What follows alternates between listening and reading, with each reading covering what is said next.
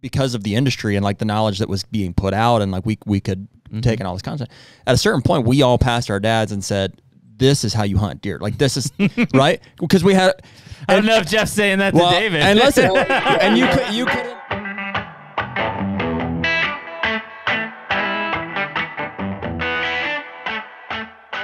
The HUNTR Podcast is brought to you by Deer Grow. Heck yeah, man. Dude, we put a lot of food in the ground every year, you know, seemingly more and more, and we have a ton of fun with it during the off season. There's some struggles that come with it too, though, right? Obviously, the back of my truck is evidence, you know, right now. It's a couple weeks after I jackknifed, you know, a 4,800-pound material spreader, you know, as I was coming down, and it was too much weight for my truck there. But, you know, all those struggles aside, you know, Deer Grow really has been a staple for our food plotting process for several years now. Yes, we like to put lime and fertilizer on the plots, you know, if we can, but there are some that it's just we're not able to get to them, or it's not feasible for us to get out of state with that stuff. And so Deer Grow is kind of the quick and easy but still super effective option for us to be able to get the most out of those food plots that we can every year. Yeah, and I mean, we're guilty of overanalyzing things just like everyone else, but that's the best part about Deer Grow, is that it's going to create healthier soils, which in turn makes better food plots. And the fact is we can simply spray plot start or plot till when we put the seed in the ground, and then when that plant starts to grow, we hit it with boost. And we know that we walk away, when we come back, it's going to be a great looking food plot. For anybody that's looking to try Deer Grow, if you use the code HUNTR15, that's HUNTR15 at checkout for deergrow.com, you're going to save 15% on any of your Deer Grow products. It's a great way to get started on this and just see what the results are for yourself. Better food plots, bigger deer. And we're back. Hey-o. HUNTR Podcast, episode 181. As Nick continues to keep us in line. Thanks, Nick. Yeah, Yes, sir. Much appreciated, Nick. Yeah. It is May 2nd. Is he loud? Am I loud? Well, Did you turn me up? I turned you up. You want me to Turn you me back? up. Yeah, just I got too much going on in my ears here now. Yeah, there we go. That's better. Too Thank much you. me. So, Too hey, much me. wherever you're coming to us from, you know, we appreciate you guys being here. Whether you're on Apple Podcasts, Spotify, or YouTube, I did that in a reverse order. We appreciate you guys being here. Give us a like, follow, subscribe, whatever's appropriate for the channel. If you have written us on like Instagram DM or the website or something, you know, we try to respond to those. If we haven't gotten back to you yet, just, you know, give us some time. We're working through it. So, and here we go. Here we go. If you don't hear from us, just wait longer. Keep waiting. That's the appropriate response. Yeah, we're pretty good on Or Instagram. write us again. Try us again. We're pretty good on Instagram. Yeah. YouTube just gets flooded. It's Yeah. hard. I'm a bad reader is what it is. So people send Dyslexic. long messages, and I'm like, first couple words, last couple words, read it backwards to the top, and then I'm like, oh, so pit it for later. Yeah, most of them, Instagram's easy. It's like, okay, there it is. I love you guys, but YouTube I'm just like, like- man, I can only write so much. People are you know? commenting on like episode 6, and I'm like, I don't remember what we did. Yeah. Like, what are you talking about? Like, what is this specific thing at 30 minutes and 25 seconds of episode 6? I'm like, what? You know, if you click those, it'll take you right to the I section. know. I'm lazy though. Yeah, I figured that out. Yeah. So comments. Streamline. Hey, Well, it's May. I just got back from like an 18-hour bender how on are farms. you feeling? Yes, seriously, like be real with me for a minute. I'm a little like I shouldn't feel like a rut-worn buck, but How I much feel sleep did you get? not much. Not much. you No. got back at 2, right? I got back at 2. That's like the second week in a row. Right? When were we at Illinois? Was that last week? Last week. Jesus. Yeah, so since the last pod, we've been to Illinois, Kentucky, and Ohio. Yeah, that Illinois trip, which we did or didn't talk about. Have now talked about. Found some sheds. Found a shed. Yeah, we found 2 sheds. Found one decent one. Nice Oldie. 8 point there. Yeah. Basically drove over it. Yeah, basically drove over it. Yeah, so we did that trip. We left. I picked you up at like 3 a.m. ish, 3:30 on a Wednesday morning. Going up on Wednesday morning. Wednesday. We drove to Illinois. We worked on the farm all day Wednesday. And What was left of it. Yep. And then Thursday morning. Yep. Which is till when we normally noon, podcast. That's 2. why we skipped it. Yeah, noon or 1, and then drove home. So I got home at like 3 a.m. that night. Yeah. And then, this Tuesday, I drove to Ohio Tuesday night, got in late, got up Tuesday morning. I sprayed 5-6 acres. I fertilized. Well, we got some new inspiration 11. when we were in Illinois. That's probably what's attributing to. So, like, all of a sudden now we're like in this world of switchgrass, and we're like, we need to put in 5 more acres of switchgrass each on all these different farms. I need to buffer all my woods. And it's not like a big 5 acre funnel. field. It's just like over the entire farm. It's like how we're going to buffer all this stuff, how we're going to use it for for separation and stuff. So it's fun. Like the gears are turning for sure, but it's a lot of work in a fairly short amount of time here. I sprayed Kentucky in between. Actually, now that I think about it, I was in there. I sprayed switch. Yeah. I did. I have it's like 2.25 miles of switch now on the edges. Yeah. Well, it's not planted. Well, see, and I don't know what you did on this lap. I know you've just been like, balling out on it or whatever. But like on our Illinois farm, we went out there with the intention to spray 4 or 5 maybe acres. 5 acres. Treat some of the perennial stuff, get it looking right, and then nuke for brassicas to go in later in the year. And then we're working with the farmer. Yep. That turned into about 15 acres of switch. With like maybe 2, 7 to 8 acre stand or whatever. No, that math doesn't add up. But then we did a lot of trim and stuff like that too. So we were spent, and you're probably double spent, I'm sure. Yeah. So I'm rough right now. Yeah. I got in at 2. You look great. Thank you. Appreciate it. Got in at 2. I was on like a farm high. Is that a thing? You think? Oh yeah. Fresh air.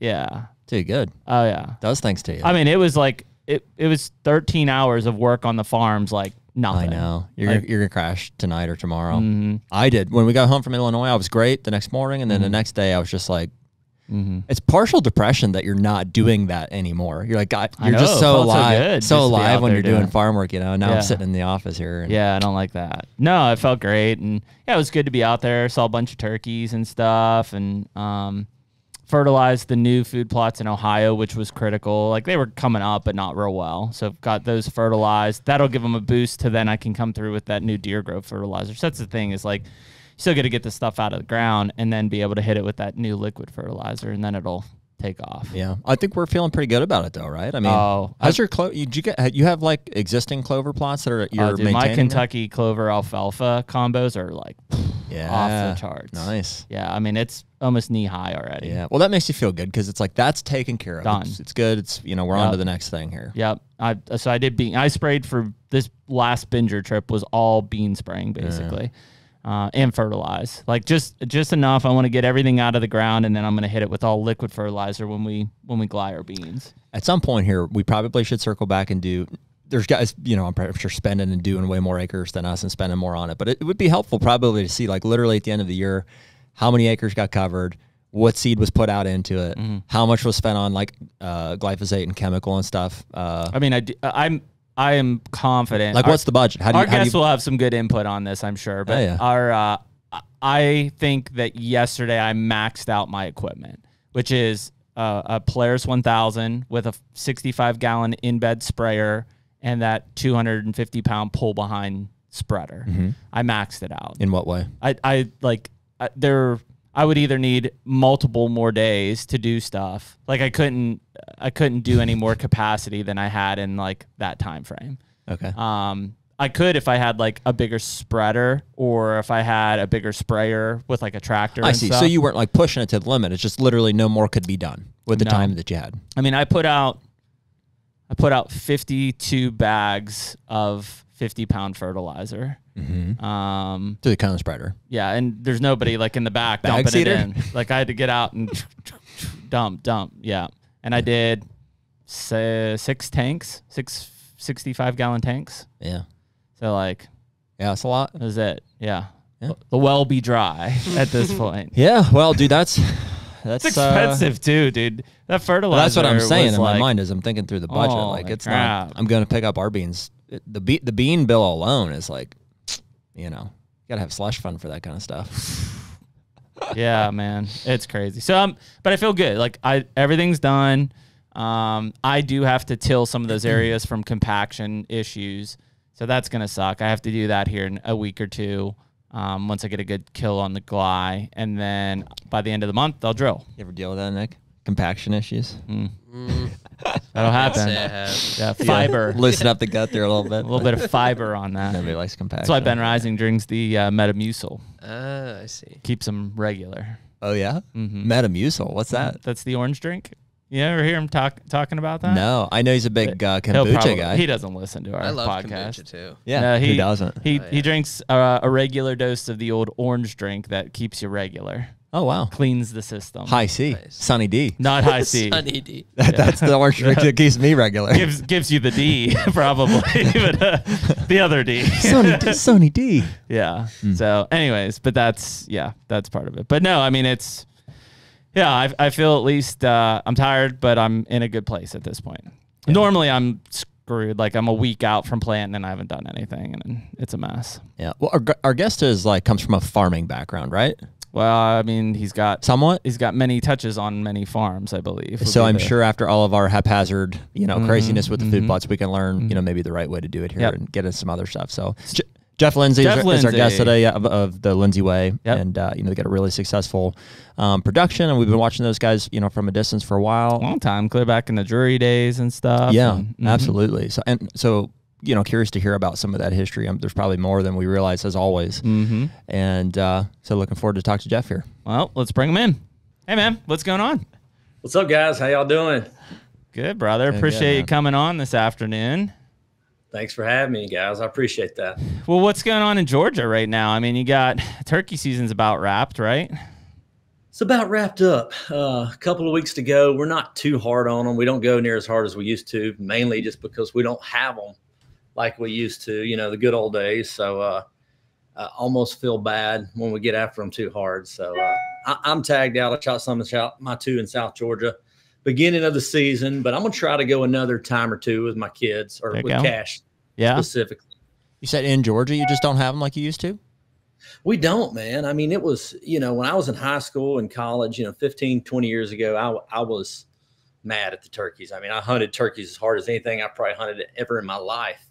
And that was the good old days. So thankfully the stars aligned then. And that's actually how I got into started filming turkey hunts. But it was good then, from the nesting to the brood rearing, and you hear all these things have changed, and this, that, and the other, and nothing's really changed on our farm, and you talk to everybody else, yes, we may have a few more armadillos or a few more fire ants, but so many more people are practicing conservation to really help these turkeys, and they can't really seem to get ahead here. Now, Iowa's the glory days. You guys have baiting in Georgia, right? We do, and that I can't help but think that. There you go. That's it, dude. In Ohio, we're seeing the same thing. It's like we're propping up, basically a population of raccoons. It's like I've got pictures of 30, 40 raccoons on a single deal. They're all coming to the same spot. Well, and we're sustaining, I want to say, like a pseudo population of them. I mean, these nest predators are hard on birds, that on top of, if you get a few, we've had a couple really wet springs and stuff like that. And I think that's a big part of it, is the baiting. Yeah. Yeah. It's weird. You said you think in Iowa, it's like you're in the glory days, you're in the heyday at this point. Yeah, I'd say that. But, I've been turkey hunting Iowa for 20 years, and it's been great every year. Yeah, you may have a year or two. You're like, I don't feel like I'm hearing them as like I used to or something. But obviously they benefit from all the deer habitat and everything else that you do for your wildlife. The turkeys usually benefit from most of it. But Georgia, we go just as hard for our wildlife, and but nowhere, you hear the nest predator thing, and nowhere has more raccoons than where we do in Southern Iowa that I've ever seen. I mean, it's nothing, in the summertime, you're dumping out big time corn, whatever it is, on your, on your feeders, wherever, if you dump some in your mineral site, you're getting, it's nothing to have 15, 20 raccoons every single night on just about every single camera. And so, but Iowa's flourishing. We got a ton of bobcats. We got a ton of coyotes. We do have a lot of CRP grass. Yeah. But for whatever reason, and maybe it's because those jokers are 25 to 30 pounds. I don't know. Yeah. It's weird, man. I don't know. We've heard that probably the last 2 or 3 springs, and the Midwest had said it a lot. In fact, we got a farm in West Central Illinois, and our realtor was like, man, 10 years ago, there weren't any turkeys in this area. They didn't exist. We were pretty pleasantly surprised. We just got out there the other day, and cameras weren't running before that, so we fired some up, so they're running for the summer. And day one, it's like there's 3 gobblers coming through a fence gap, and we're like, go. There they are. Yeah, you're lucky. Yeah, my Illinois farm, it's got some turkeys, but they're real hit and miss. They kind of move on and off like like ducks or something. Crazy. So, yeah. Compared to like where we're at here, like Western Pennsylvania is like, I don't know. I feel like it's like this an still epicenter. considered like, a really good state for turkey hunting? I think so. People just try to keep it quiet, but it's like, I don't know. What else are you going to come and hunt in Pennsylvania? Well, we do that. Bears, I guess. We do that youth turkey hunting in Ohio, and we're pretty close to Pennsylvania there. yeah. I'm going to say it's gotten, I don't know. I haven't kept like a close enough eye on it, but it's like there's good years and bad years, but it's probably more related to the weather when we're hunting on that youth weekend than anything. They're there. I mean, there's always birds, and it's like, you see that? My feeling about it is like I'll get after them once or twice, especially with that youth hunt, and then I'm kind of just like, all right, on to food plots. I took both kids. Like I took one on the Kentucky youth opener. He missed. I took one on the Ohio main opener. He missed. I was like, all right. I was like, you guys want to keep going, or what are we doing here? So maybe it was a guide. I don't know. Oh no, I'm starting to think so. Our Pennsylvania opener actually isn't until this Saturday, May 4th, which is crazy late. Oh yeah, we can hunt them to I think June something. I think. Really? Yeah, first part of June. Wow. It's so late. It's crazy. And it's a year where we've been really warm and wet, and so it's so green. Like we were talking about it at my house today. There's like a bird right in my backyard that's basically been got. It sounds like he's a half mile away because it's so green through there right now.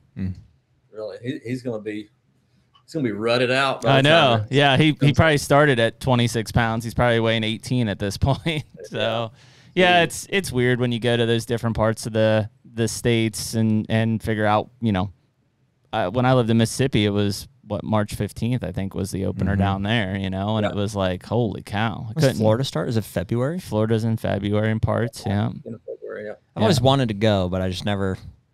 It's hard, man. Never made it happen. I like turkey hunting. I don't. People got on us. We put a clip out the other day, Jeff, about something about comparing turkey and deer hunters. Well, here, Jeff's the right person to ask, because you said you got into, your start at filming was on turkeys and stuff. So now we'll jump to the end here real quick. It's like now here you are, I don't know how old you are, but 20, 30 years into hunting turkeys and deer. Oh, sorry about that. Oh, how'd that happen? That's on our end. 20, 30 years into it, how do you feel about it? So you got guys that are, die hard for the turkeys, die hard for the deers. Do you have a consensus on it at this point in your life?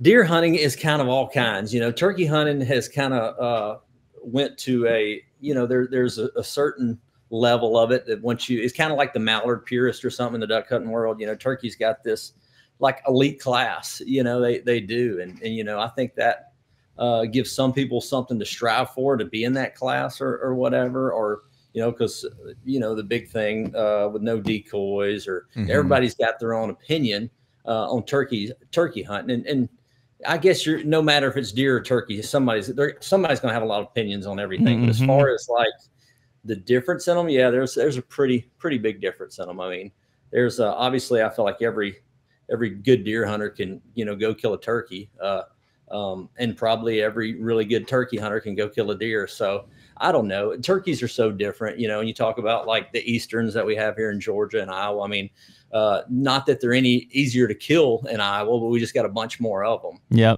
So you got a lot more options. But it's the same thing with mature deer, right? I mean, we try not to, we don't like criticize, people in Iowa or hunting Iowa, but it's like, if you're in hunting South Georgia, I mean, there's not many 160s that you're going to be hunting in South Georgia.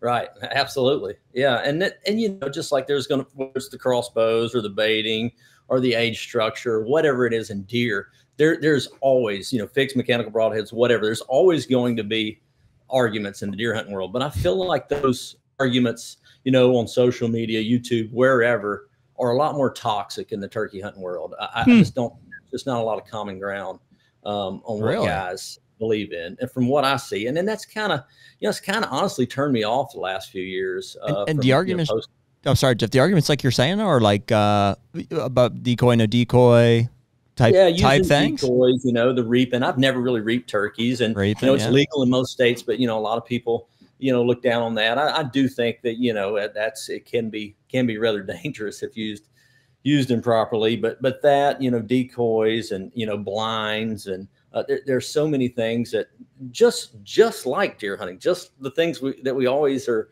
talking about in the deer hunting world. I just feel like people are a lot more closed-minded on those things in the turkey hunting world. It's interesting. Yeah, it's like it almost seems like.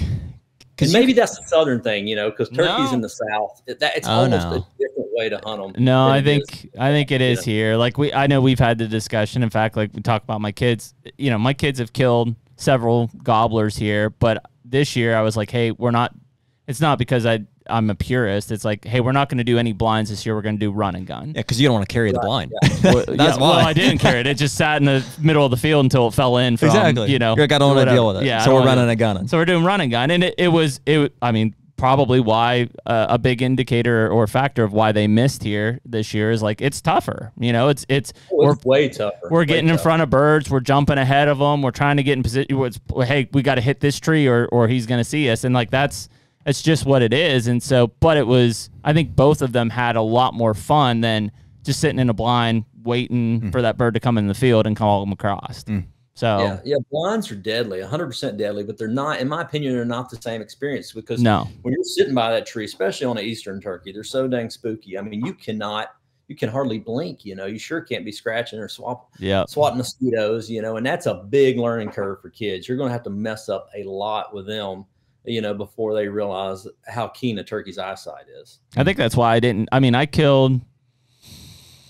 started hunting turkeys when I was 12. By the time I was in high school, I probably only killed, I think, 3 gobblers at that point. And it's because I didn't have blinds. I had a single hen decoy and me. Just go at that point. So, yeah, I don't know. That's how I like doing it. Run and gun, that's our style. That's how we grew up doing it. I never even hunted out of a blind for turkeys until first time ever I was hunting with Mark Drury. We hopped in a blind. I was like, that's pretty cool. There's 3 of us in here moving, talking around, talking and all that stuff. And we still do it occasionally. I've hunted them a couple times this year with when my wife went out once, and then I took my little girl. We had a little blind like a one-sided blind we got behind. Yep. So there's time and place for it, just like anything else. But I just don't, it's hard to drag them around everywhere when you're, especially if you want to do run and gun, and that's just you can't do both. Yeah. I think we talk about it in the deer woods, like, it's like using a box blind. Like they're super deadly. The ability to use a box blind in certain places again, but you have to be honest with yourself. It does take an element of the hunt away. Like, I feel like I can't hear anything. Like, my vision's going to be blocked by stuff. Like there's just that lack of feeling of like you're in it. Like, I mean, you are surrounded. I wish you could have it both ways, because it's like the benefits are undeniable. It's like if I can seal my scent in here, it's like if I can be out in the food source, there doesn't have to be a tree there, but it definitely is a different experience. Like it's just like you don't have the wind in your face. You can't hear as good. You're just watching through a window, and it's just like, boy, maybe that's the way you have to do it. But it's like I wish you could have it both ways. Agree. It's a different hunt altogether, in my opinion. It really is. Yeah. Well, I'm going to ask Jeff, can you give us like a little bit of background just for our listeners? I'm sure people have seen your face or have heard of the Lindsey Way before. But even for us, can you catch us up a little bit on, your history in the industry, how you guys kind of got into things? You talk about your family a little bit, and we'll just kind of jump in if that's okay. Yeah, absolutely, man. Yeah. So about 20 years ago, I grew up hunting. I'm just getting ahead of myself there, but I grew up hunting, ever since I was, old enough to walk. My dad would take me out dove hunting, squirrel hunting. That was kind of how we got started. But then I don't want to say I fell away from it or whatever. I wasn't truly interested in it. I shot my first deer when I was 10 in a, this homemade out of OSB plywood, stand up in the tree my dad made. And in Georgia, right? In Georgia, 30-30 Marlin. I remember him I don't remember waking up, but he woke me up, shot the deer. And then that kind of kicked it off for me. Whatever it was, I got into it. And by 12, shot my first deer with a bow when I was 12. And I was absolutely ate up with it then. Yep. The collection of North American whitetail magazines started. And I kind of quit playing sports then. It just all my energy focused on the deer hunting. And we had we were in a hunting club up until then. It was a 900-acre hunting club that my grandpa actually managed. There was 30-something members. Looking back, it's quite comical. But yeah, there was 30-something members, 900-acre hunting club. And my dad actually ended up leasing like 100 acres next to it. So that was towards the end of that hunting club. We kind of migrated over to that 100 acres that he leased. And it just gave a little more time for me and, my uncles or whatever. We'd hunt over there. A little more so than the hunting club. And then I guess, as soon as I was a teenager, my dad bought 80 acres. He said, you know what, we're moving to the country. We're going to start a farm or whatever. We got a few cows. And that's when, started planting the clover fields. And that was kind of our first real, that's kind of the first real food plot or anything that we started doing that we do a lot of today. That was when we really kind of got a little more hands-on, had a 6-foot bush hog, a tractor, kind of started giving back to the land and, fell in love with turkey hunting. The turkey population really started rising in my teenage years, fell in love with turkeys. One of my buddies, I actually met him. He ended up being one of my best friends. He was on my wedding. He was filming for Realtree at the time. And he filmed a ton for them all over the country. And we just started filming turkey hunts. Or he was already filming turkey hunts. I started going with him. I bought a camera. One thing led to another. We got all these turkey kills, which we never did anything with. Awesome footage, but on turkey kills, a lot of people could argue you've seen one, you've seen them all. So that kind of led into deer. We moved to Iowa 20 years ago. I forget the exact date, and we started hunting up there. I had a buddy from Georgia take me up there, and my first morning ever in the tree, and this was early 2000s, and I'll never forget it. I was walking in, I had a climber on my back, and it was like on this, I think the farm was 500 or 600 acres. This guy, Fred Duvall, and his brother owned this land. And so I had read my whole life all these magazines about pinch points and pretty much North American whitetail was geared towards the Midwest. They didn't talk anything about pine trees and stuff in the South, so all that stuff was pretty much, Spanish to me reading it. But when I got up there, that first morning I was walking in, which it was right at daylight. It wasn't shooting light yet, but you could see. And I guess that's kind of our MO. We're always a little late sometimes in the mornings, but I remember seeing this buck. I'm like, one of the biggest deer I've ever seen in my life, ran off down the woods. He was in this kind of alfalfa clover field. I'm like, oh my gosh, you just hear all this stuff, like Iowa, there's one behind every tree or whatever. So I get down there, the deer, he was probably a 4-year-old, if I had to guess, at the time. I hop up in this climber, this old man climber I find a tree in this bottom. It's in this little creek flat. And man, it's probably not, 15, 20 minutes after I get set up, I'm almost 99% sure that same deer comes back down this ditch. And I end up shooting him at 17 yards, hit him a little back. And I said, well, I'm just going to chill out here. This was flip phone days. We didn't even have text, I don't think. And so I think that morning my dad had given me his phone, and the guy we were hunting with, he said, okay, but he never did tell him that. But nonetheless, I stayed in the stand. You just had a time you were going to meet then. And I remember that morning, leaves were on the ground, and I look behind me and I see this giant buck coming, just white horn over there in Monroe County or Appanoose County, or that was actually Monroe. When we started hunting, there was all those deer were really white horned, and it just makes them look so much bigger to me, especially in the hardwoods. Right. And so I'm lined up on this old man climber, 18, 20 foot tall. I don't remember how tall it was looking back, but this deer right behind me was like eye level with me. And he's just walking, wind at his back, 170-inch 10-pointer, best I can remember. And I'm like, oh my gosh, this is incredible. This is the greatest. This is Iowa life. This is everything that was advertised. And, I probably haven't had a hunt that good since. This is exactly like the magazine said. Yeah. I said, man, this is perfect. This is just like what I had hoped and dreamed. So I end up, I did shoot that deer back. We found him that night. He didn't go that far. He was a 150-inch 10-pointer. That week, my dad ended up shooting one, a similar size 10-pointer in that same exact tree, I think, because he kept trying to hunt that buck that I'd seen. He never seen him again. That deer was probably just moving through. Who knows? No one had out trail cameras or anything like that. And so that just lit a fire for whatever it was. So all this passion I had for turkeys, and as hard as I went at them, hunting them every day, that was kind of looking back in the timeline of my hunting career, that all shifted towards deer. Yeah. Hardcore. So we figured out we got to move up here. One thing led to another. 2 years later, we own a small farm up there. My dad ends up selling that farm. I say we own it. My dad owned that one. He ended up selling that farm, upgraded to a bigger farm. Back when you could buy all the land you wanted under $1,000 an acre. I know you can say that about a ton of places, but looking back, I mean, $750, $800 an acre land was extremely common. In Iowa. In Iowa, nobody wanted the timberland. And so we had that farm, and then I had another buddy of mine that kept saying, man, he said, I don't know if you heard, Mark Drury's selling his main farm, and it was one of his best friends was Mark's neighbor. And so I said, well, I'll go over there and take a look. I mean, I didn't have any money, but I said, I'll go look at it. I'll check it out. Check it out.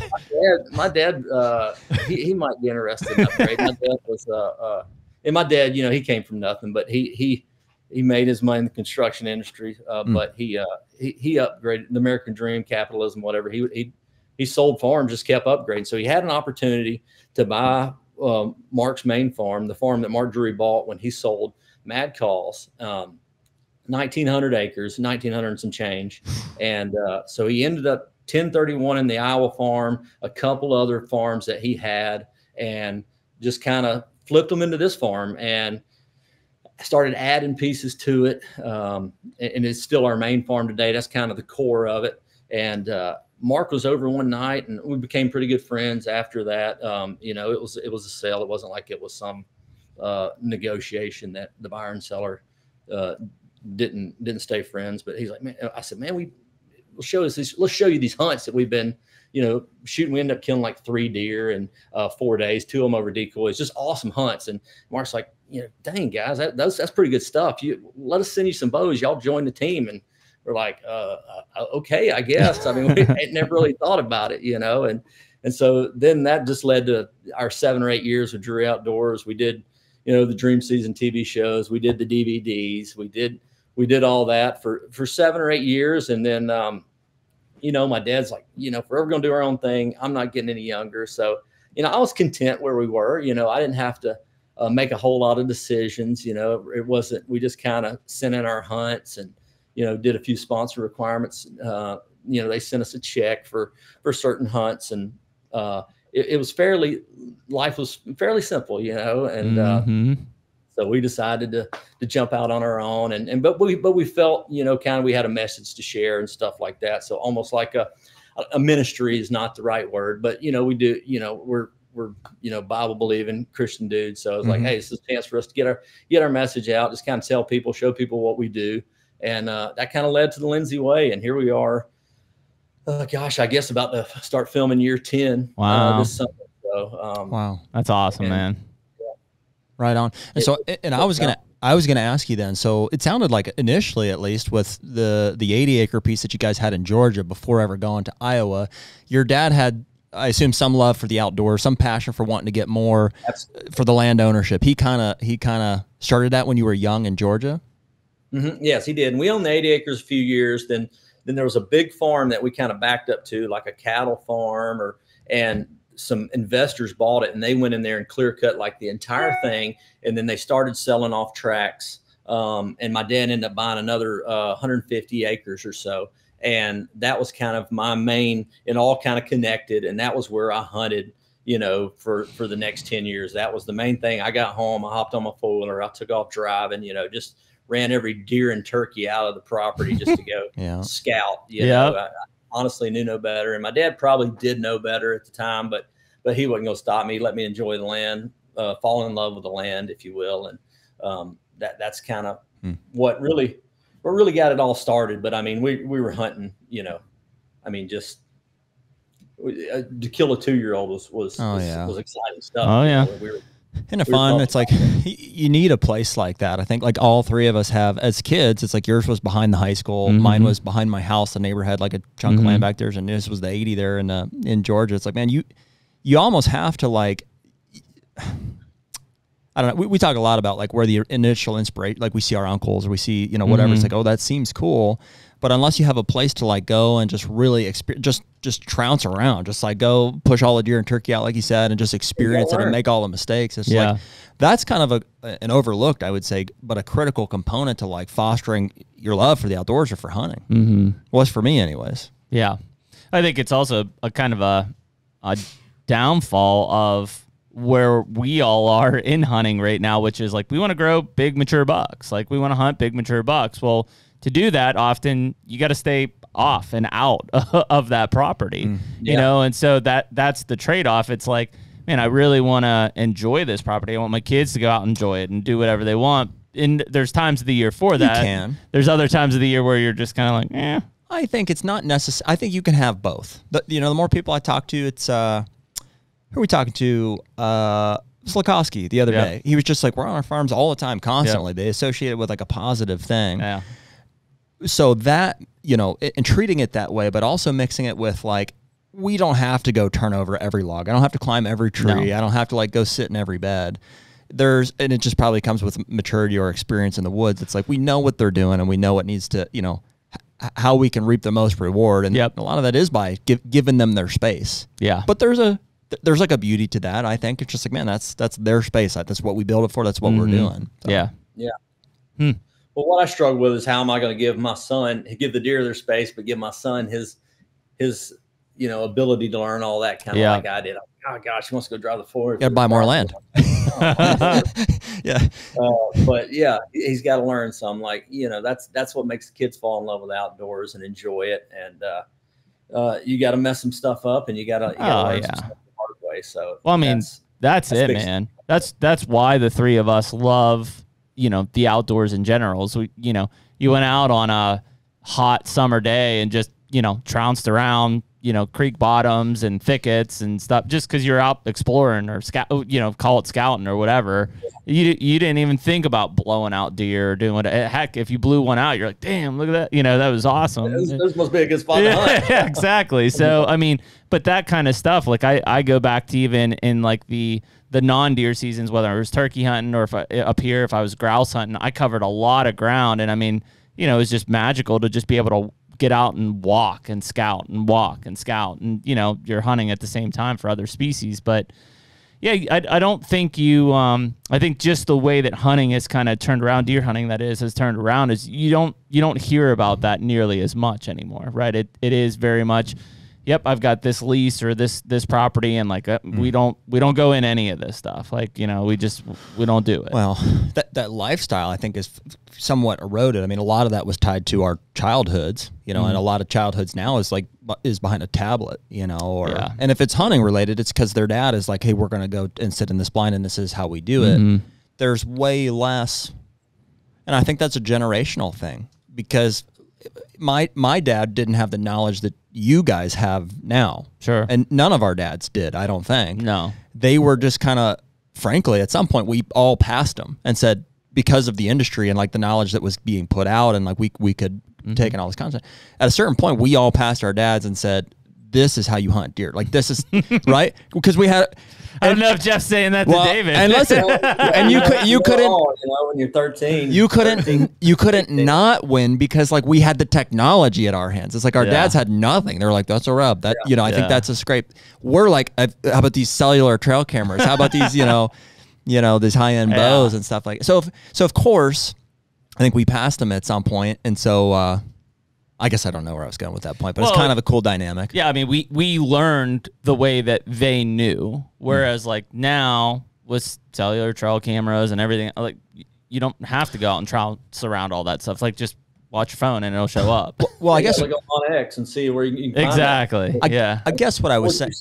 Go ahead. Going Jeff. into that about lifestyle. I mean, it is a lifestyle now. I mean, when I grew up, I mean, I loved to hunt. We hunted every weekend that we could. You know, we weren't going to church or had school or some other engagement, but it wasn't every day. Now we're talking at the dinner table or a cell camera going off where we're going to hunt in the morning, something like that. That we didn't do that back then. So now it's like our kids really don't have much of a choice but to either love or hate the outdoors because it's going to be in their face 24/7. Yeah.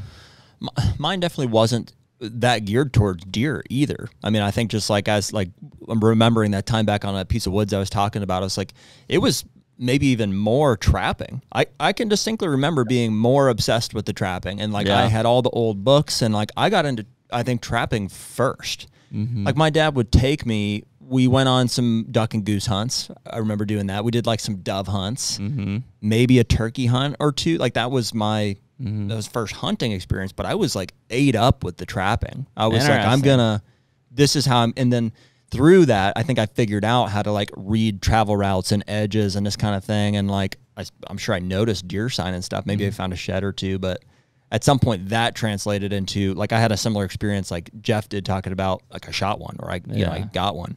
And then I was like, oh, this is what I'm going to do moving forward. And then I've never trapped since, and I miss it. Right. I still, there's that initial love for it, but it's like, it's all about the deer now.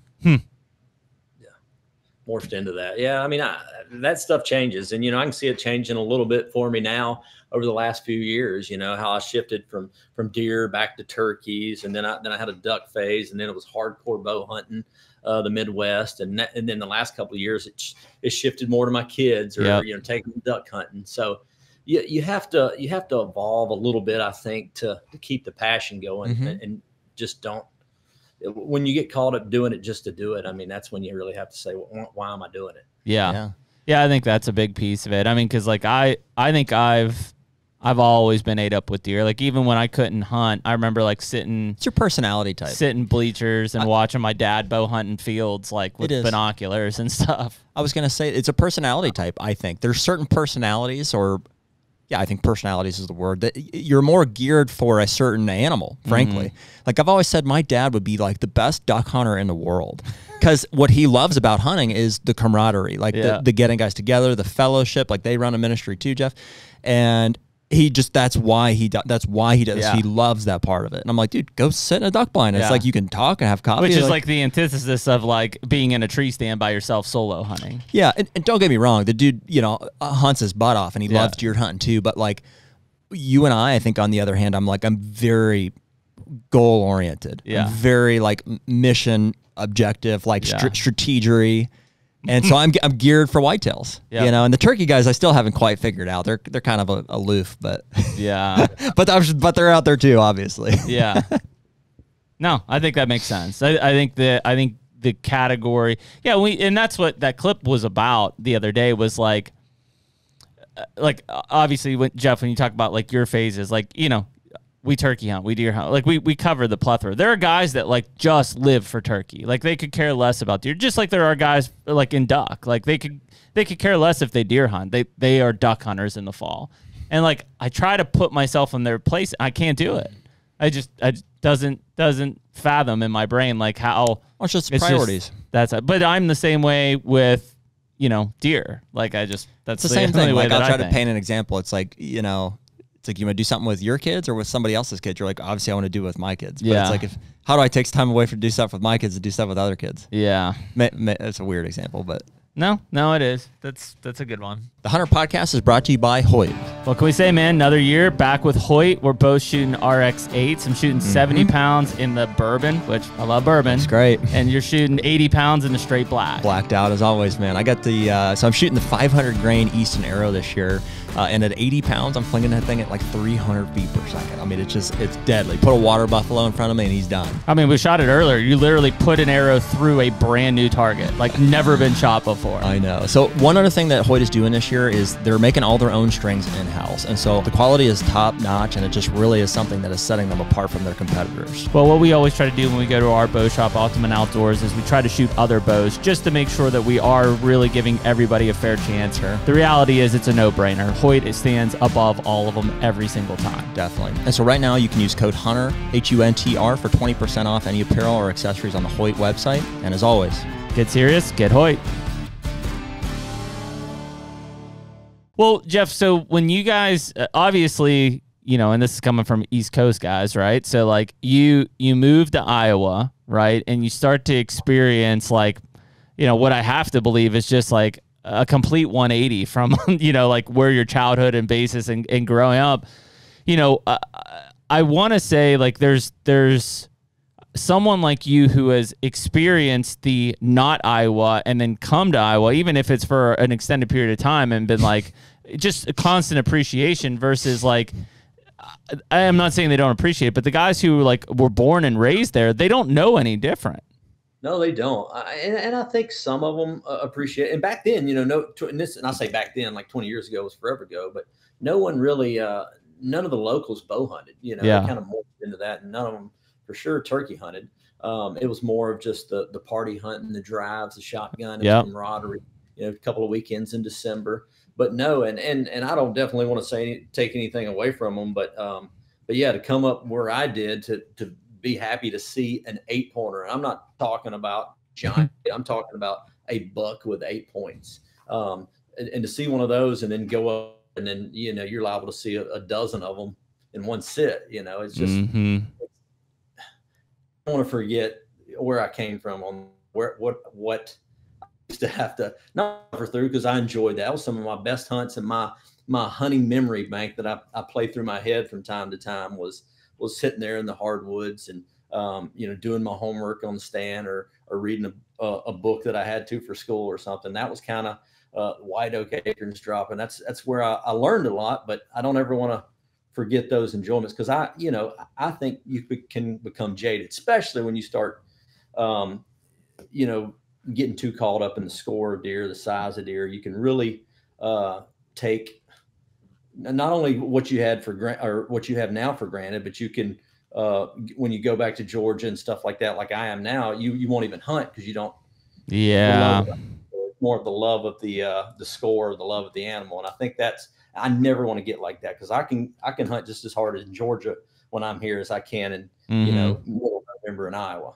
Yep. No, I think that's a really good point, because we talk about that a lot. I mean, that's, you know, a lot of people will look at, like Jared and I'm sure you guys are the same way. And it's like, man, these guys are going to drive 14 hours one way to work on a farm for a day and a half, and then 14 hours on the way back. And it's like, because when we get there, it's like magical.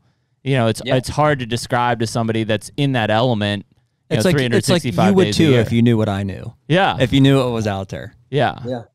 And I think that's just, it's a hard thing to have people fathom. And, you know, it's the same with hunting. Like, man, when we drive out to Kansas, you know, third week in November with our dads and stuff, that drive, I mean, it blazes by. I'm not even thinking about it. I'm daydreaming about Kansas CRP and giant bucks walking through, and like, I wouldn't trade it either. I mean, that's a big part. I might trade it for like a 9 or 10 hour, but still, you want to have like a barrier to entry. I want to have like a challenge right out of the gate here, and okay, we got that drive out of the way. We all did it as a group, and now we're here in this magical place. Yeah, and that's just what it is for us. You want the build up, the anticipation. To me, the anticipation, or, you know, the pregame, and just the thought of the future is what hypes me up. That's what gets me going. For sure. I agree. So, you know, when we kind of say that, so you said, how long ago did you move away from Iowa then? So I moved back to Georgia in 2020. You know, the world changed. Yep. For good, you know, it feels like, in 2020. And my kid was about to start, my oldest son, Cash, was about to start kindergarten. And it was one of those things we knew once he finally started school, we knew where he was going to go. It was going to go with his cousins, where they go.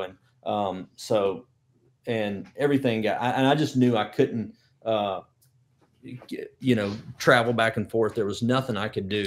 What's the reason, Jeff? What's the dynamic? Is the businesses in Georgia is why you had to come back? Yeah, my business. That's how I make a living. It's in Georgia, and I was able to go back a pretty good bit. And I mean, when flights, I mean, you know, they not only they shut down for a little while, and then the restrictions on the flying and everything, it got where you just couldn't go, and it was not something I could do and drive back as needed. And I just said, you know what, it's time. And it was just kind of like, I don't know if 2020, if that was just my sign, but that was just kind of my line in the sand. And I said, okay, you know, I hate to lose this, you know, I wasn't losing the farm, and I wasn't, like I said, you know, losing hunting with my dad and all that, but I would miss, the tags that you get every year in Iowa. So we said, we'll figure something else out. We'll hunt Illinois, we'll hunt Kansas more, whatever, to be able to hunt together. But it was tough. It was kind of a dark time in my life looking back. I'm being honest. Maybe we should bust a gelato out. Was that that's the same construction business that your dad started that you're running now? Is that? No, he started his own business. He started, he's got a pretty good success story. Back when I was, I guess in kindergarten or whatever, he had a bass boat, and he sold his bass boat, ended up getting his first loan to build a house. And it just kind of morphed into, he was a pretty big home builder in the Atlanta area. Okay. The Olympics came to Atlanta in '96. So it was a good business to be in. We were very blessed that was what he chose to as a career path. Sure. He worked for several builders, kind of worked his way up the ladder, just a true American dream. I was born in Double Wide, lived there a few years, and he just worked his way up. At one time he had 3 or 4 jobs. I mean, I don't know how I don't think he ever slept to get to this point where he was. And then instead of investing in the stock market, he just started buying land. And as you guys know, as much as anybody, I mean, land is not only a solid investment, but you can have a lot of fun on it with your family. And, every few years, I mean, I feel like recreational land will always increase in value, but every few years, just like it did in 2020 or, 15 years ago, it'll really just take off. And so he was kind of a benefactor on that, on some places that he had, on some land that he had bought at the right time, and good Lord blessed us, that's for sure. And then I'll never forget, this was, what was it? 06, right before the big crash hit in 07, 08, 09, I was his area manager. I built houses throughout college. And he called me into his office one day. He's like, "Man, I'm getting out of this. I feel like it's slowing down. I just want to semi-retire. I want to work on my farms more, this, that, and the other." And this was all kind of coinciding about the time that he was wanting to be full-time in Iowa.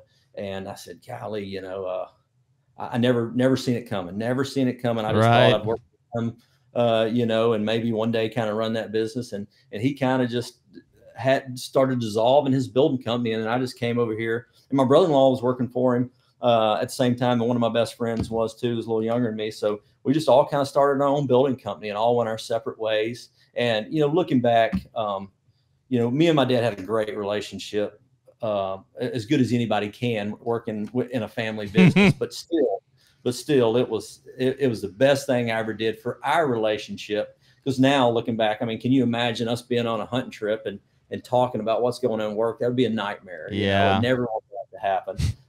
So, hunting's kind of that's our vice to get away from everything and kind of clear our heads, get outdoors and all that. So, so when your dad semi-retired in that 2006, he sold the business at that time? No, he didn't. He just kind of semi-retired. He just kind of walked out. Yeah. He said, "I'm going to take some of these assets, buy some land, move some stuff around, maybe build a few houses, just to kind of pay these bills that I've accumulated." This land, pay for my hobby. And so I had nothing. I started with nothing. I was pretty much fresh out of college. I didn't even have a girlfriend at the time. And so I just started growing my business, and I focused on that.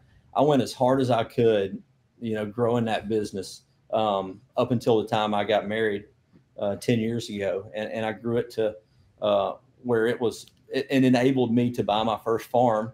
Not many years down the road. I bought, it was, what was it? 300 acres in Adams County, Illinois, a heck of a farm, a great farm. Bought that through Whitetail Properties as soon as they got started, and ended up flipping that to another farm. And that just kind of got to be, side hustle is not the right word, but I was just starting to buy and sell a lot of farms. There just wasn't that many people doing that. I get in there and I enjoy it. Now it's, now it's a way of life for a ton of people. That wasn't really my way of life, but it enabled me to start upgrading and moving from one farm to the next till I got where I wanted to be on my dream farm in that particular state. But that being said, it wasn't like I was paying cash for those farms. I was highly leveraged. I was putting down the minimum amount that I could, or pledging something else that I had paid off as collateral to be able to get in those farms. And I think that's a mistake a lot of people make, because, I never really realized that until a guy told me a couple weeks ago. He said, or a couple of months ago, we were having this conversation. He's like, man, he said, I don't know if I was, arrogant or what, but I said, man, I'm not going to buy a farm until I can pay cash for it. He says, and he says, here I am. I still don't own anything. And I could have been accumulating farms, buying and selling along the way. So, that's what I tell people a ton, don't feel like you got to, pay cash. If you do, and that's the Dave Ramsey school of thought. And I'm not against Dave Ramsey, because he keeps a lot of people on their 2 feet, but to not have any debt, I mean, gosh, that is hard to get where you want in life. I mean, that principle applies to expenses, but not to investments, Right. So a stake in any asset that's appreciating is better than none, even if you're using somebody else's money. Jeremy and I just tried to leverage our equity in a farm we just bought in Illinois last September.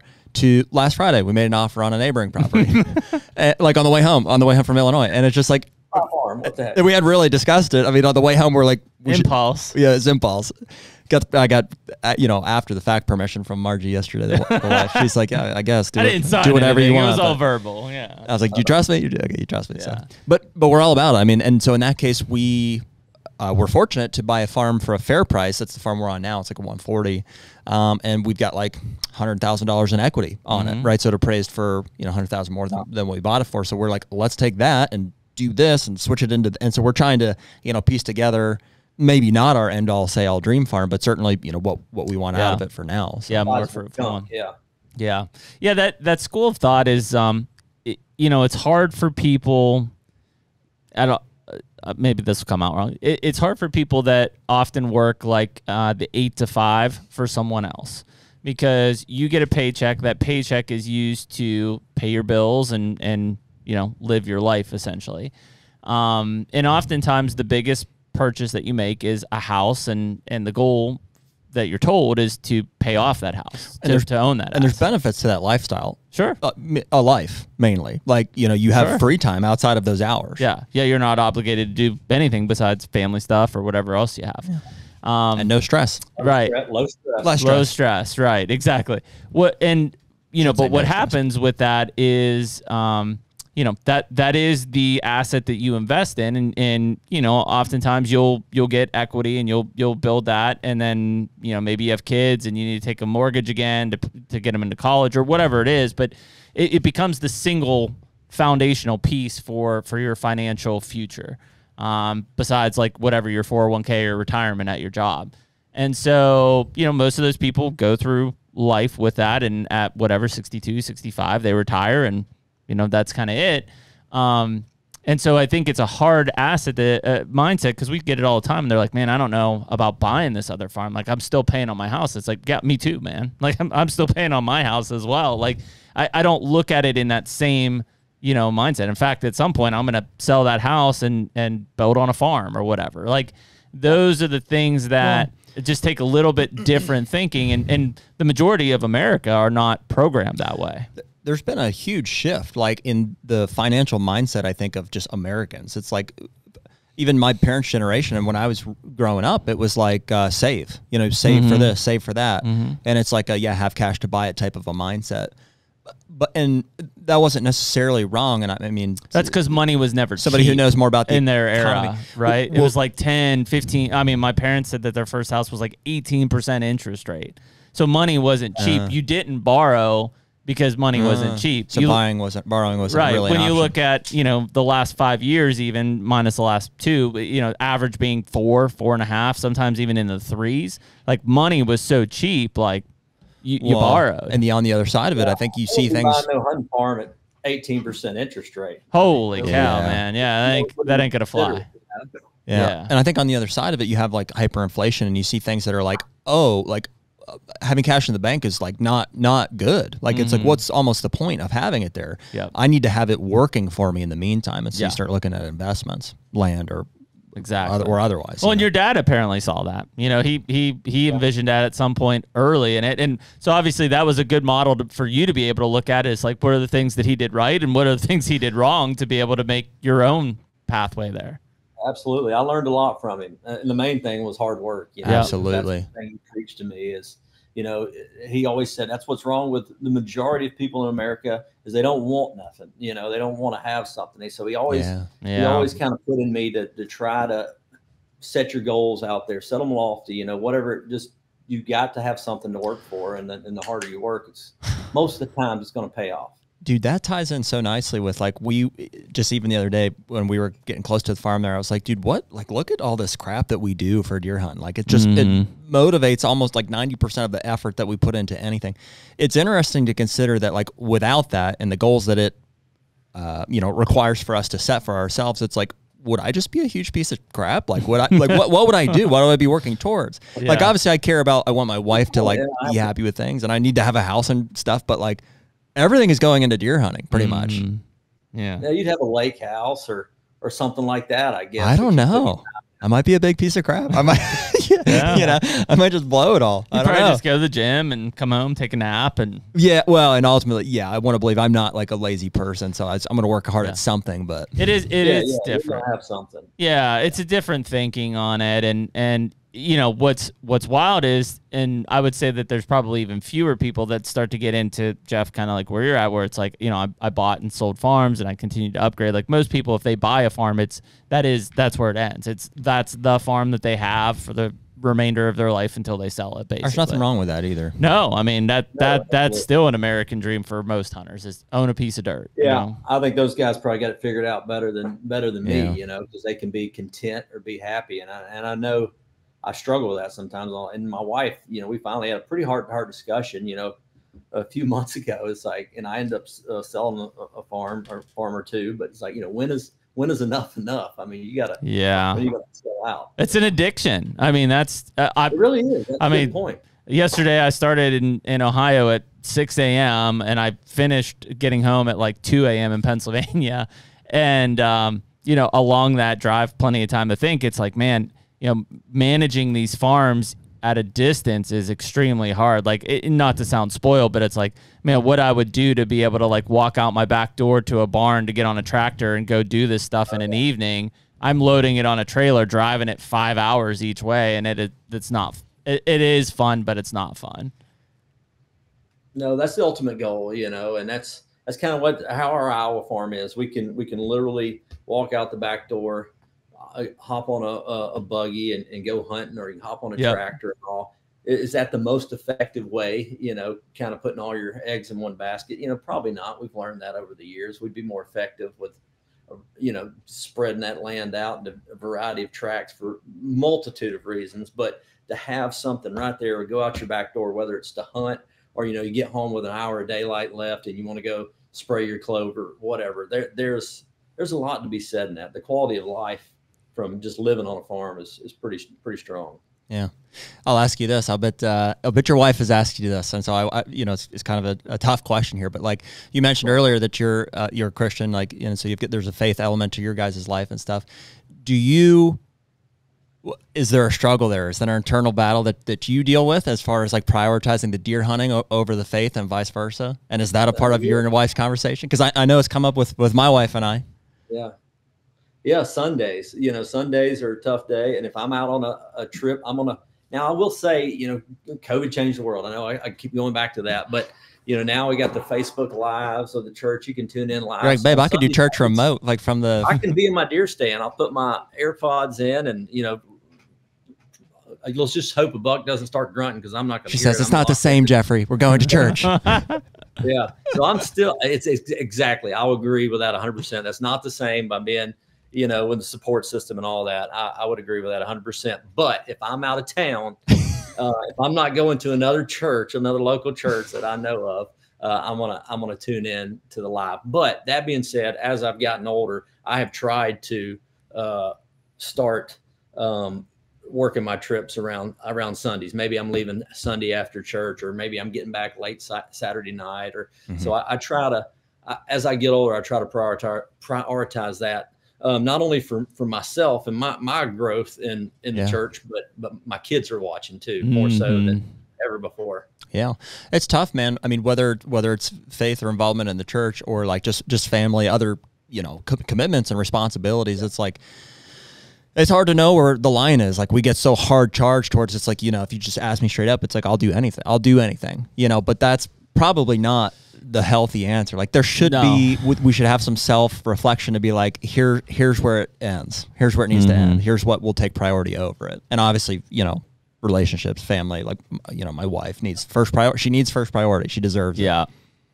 Yeah. It is tough though. I mean, when especially you talk about like, whether right now where we're at, which is planning season, it's like, man, it's going to rain the next 8 days. Like if I didn't spray yesterday, I wasn't spraying for another 2 weeks, you know, and then everything domino effects after that. You know, same with deer hunting. It's like, man, it's first week in November and there's a cold front coming. I don't want to wait for the next one. I feel worse this time of year because during the deer season, it's like it is what it's expected. I told you this is what you're getting into. But right now, it's just like I'm just as busy. I'm doing just as many trips, and I'm in fact feel bad because I'm like, are just as important. Yeah. And I'm like, well, maybe she didn't sign up for this part, but they just think it'll be there. You know, it'll be there in 2 weeks. You know, but no, I mean that's. Be too late in 2 weeks. I know. My wife is just like, you know, I got home last night and this morning she's like, I don't understand this. Like, what are you, like a farmer now? And I was like, I'm a terrible farmer. Like, I am awful at this. I'm trying. And it's just, a farmer could do it way less time than I'm spending. Yeah. Ugh. That's how you get good. You got to learn farming the only way. I mean, trial and error, you know, the school of hard knocks. Well, since we're going that direction, you don't have to share exact acreage or anything like that, but like what does farming, food, is there a farming element? I mentioned that kind of in an intro here. Are you guys farming places? Is your dad running a farm? What's going on with that? Yeah, it is. He's tried some farming over the years for, you know, and getting some guys to come in, custom combine and all that, but we've kind of moved away from that. He just doesn't have time. There's whether it's that farm or some other farms that me and him own together, or my personal farms, we pretty much lease everything out, all the row crops. But in Iowa, we farm about 150 acres, you know, depending on the year. That's just for deer. That includes green plots, clover plots. That doesn't really include our hay fields, but just crops that we are leaving for deer. And now you said 150 acres.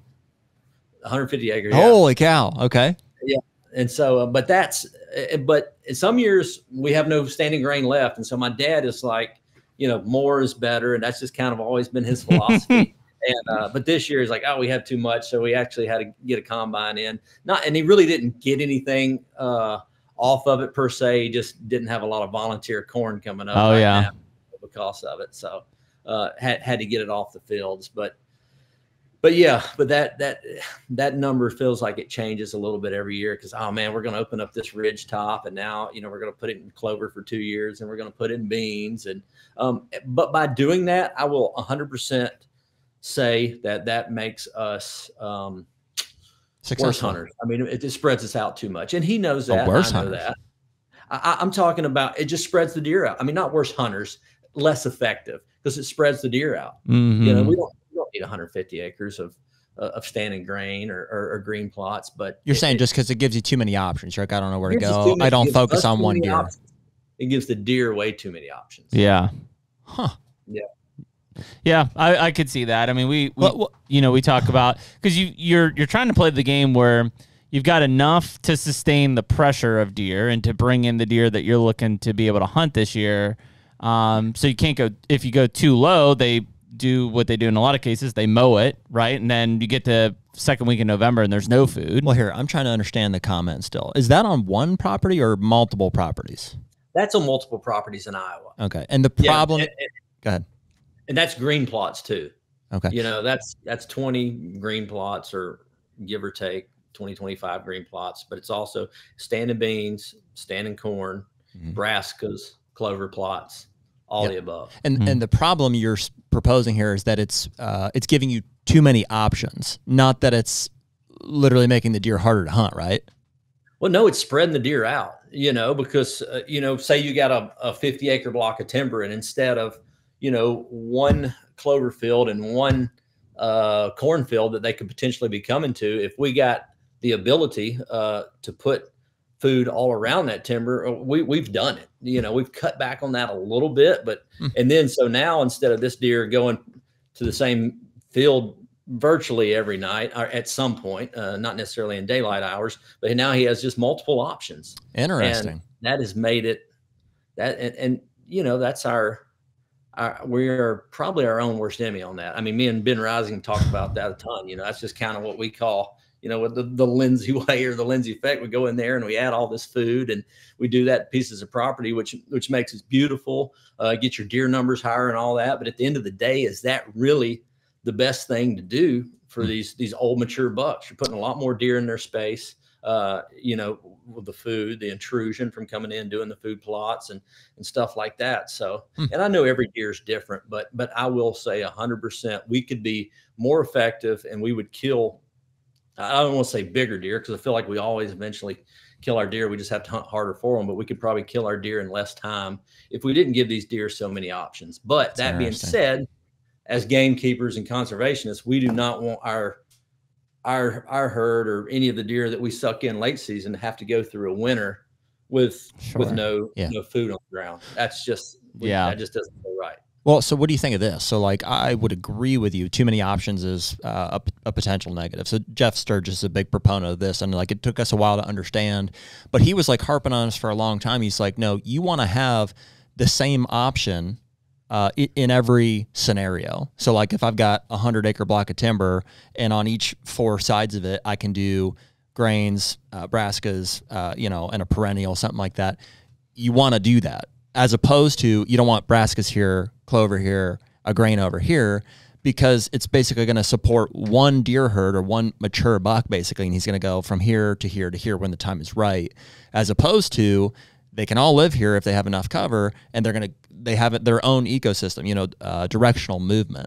Does that kind of translate to like what you guys are seeing on your farm? Yeah, we don't do it like that. We probably should, and we do some of our plots like that where we try to offer them that everywhere. But I think if we tried to do that in every certain little destination food field or whatever, we wouldn't get it done. It would just be overwhelming or not enough time in the day to have a bunch of little small fields like that. Sure. Yeah.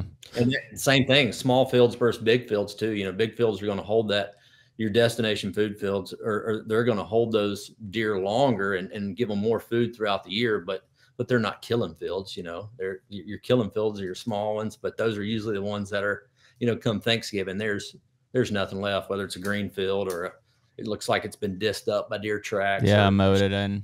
Gone. Man, that's a tough thing. And our Illinois farm is kind of the first time I've had like a lot of open area and surrounding ag and stuff. Most of mine are in bigger timber and things where it's, old pastures and stuff. So if I put a 3-acre bean field in it, it's the only bean field within 4 miles. So, and I think this is important. Like, I think we're getting to a point, and I think our food plot strategy and mindset is changing here a little bit as we go. But like those destination food sources, more often than not, a combination of grain and green, are not necessarily to be hunted. Like it's more so that there's a start point and an end point that I can perceive and get between, like with a small kaolin plot, a clover plot. Yeah. And we've even got to, and I think the size is super important. So like we've even got to a point where some of those between plots that are going to kill out of is we're shrinking them down, like with switch. It's like, it's too big. I don't want them to hold them here. I want them to pop through, crush or scrape, and then move on. And so I can come in and out undetected. Yeah. And we're in the process now of kind of a light bulb went off in our heads this past October. We had a couple of good cold fronts that we hunted, and we had some really good hunts on some fields that they weren't in true interior fields, but they kind of led into these bigger fields. And sometimes we would make the mistake of doing one crop on those, but the ones that really stood out this year was that interior field was that green, or that field on the edge was the green. And those deer would step out in there first, and they'd get a little, green to grain or whatever the analogy is. So we've tried to this spring go in there and put some other plots. If we got a good grain field or a good spot or like a ridge coming into this field, go in there, carve off an acre and a half acre, whatever it may be, acre and a half, probably usually no bigger than that, but just kind of where the deer are coming from, and it just kind of slows them down a little bit, or gets them to come through a pinch point or a killing spot. That's the whole methodology, like everything. And we're very novice. I mean, talking like, so last year, I'll be the sheep in this one. I've got like a 10.5 acre bean field, And that's all it was just a bean field. And I had like some clover plots and some brassica plots, like kind of out and around. And I mean, that conversation we had with Sturgis, we've had several before, but I was like, I'm an idiot. Like, what am I doing? I could have so much diversity here. I could slow them down and put, occupy so much more of their daylight movement by giving some structure and some variety to that. So now, basically, what that looks like this year is going to be like a 7 or 8 acre bean field that is separated by corn and some switch from the green out on the edges. And so in my mind, and I can mow portions of that corn to pinch them up and around stand sites. And so the mindset there, and I've got clover plots back in closer to bedding. So those are obviously killing spots, but now I can hunt those pinch points that I've created between green and my beans and whatever's, however they're using the corn and stuff. It's like now I have like 3 whole ecosystems and like linear movement that's occupying daylight movement that I'm feeling much better about. I'm like, that's a way better strategy. Yep. Yeah. But I guess Sturgis' opinion on that was, okay, so if you had that 10 acres of beans, but if you were going to go on your, that's on the west side of your farm, but if you're going to go on the east side of the farm and convert this on cow pasture and put the exact same thing over there. Yep. I got you. Exact same thing. And so that way, there's no reason for a buck to ever leave that scenario. He's got everything that he could want. And you can go all the way down the rabbit trail of from the bedroom to the water hole to the secluded clover field to the brassicas to the corn that's encased with switch to the standing beans. And I've got that directionally 3 ways around. So there's like 3 deer herds that are supported there. And if you have another area that can support that kind of thing, and that's where it is challenging to apply that concept in every case, because like, I don't know, everybody doesn't necessarily have a 10 acre area that you can build something like that. Right.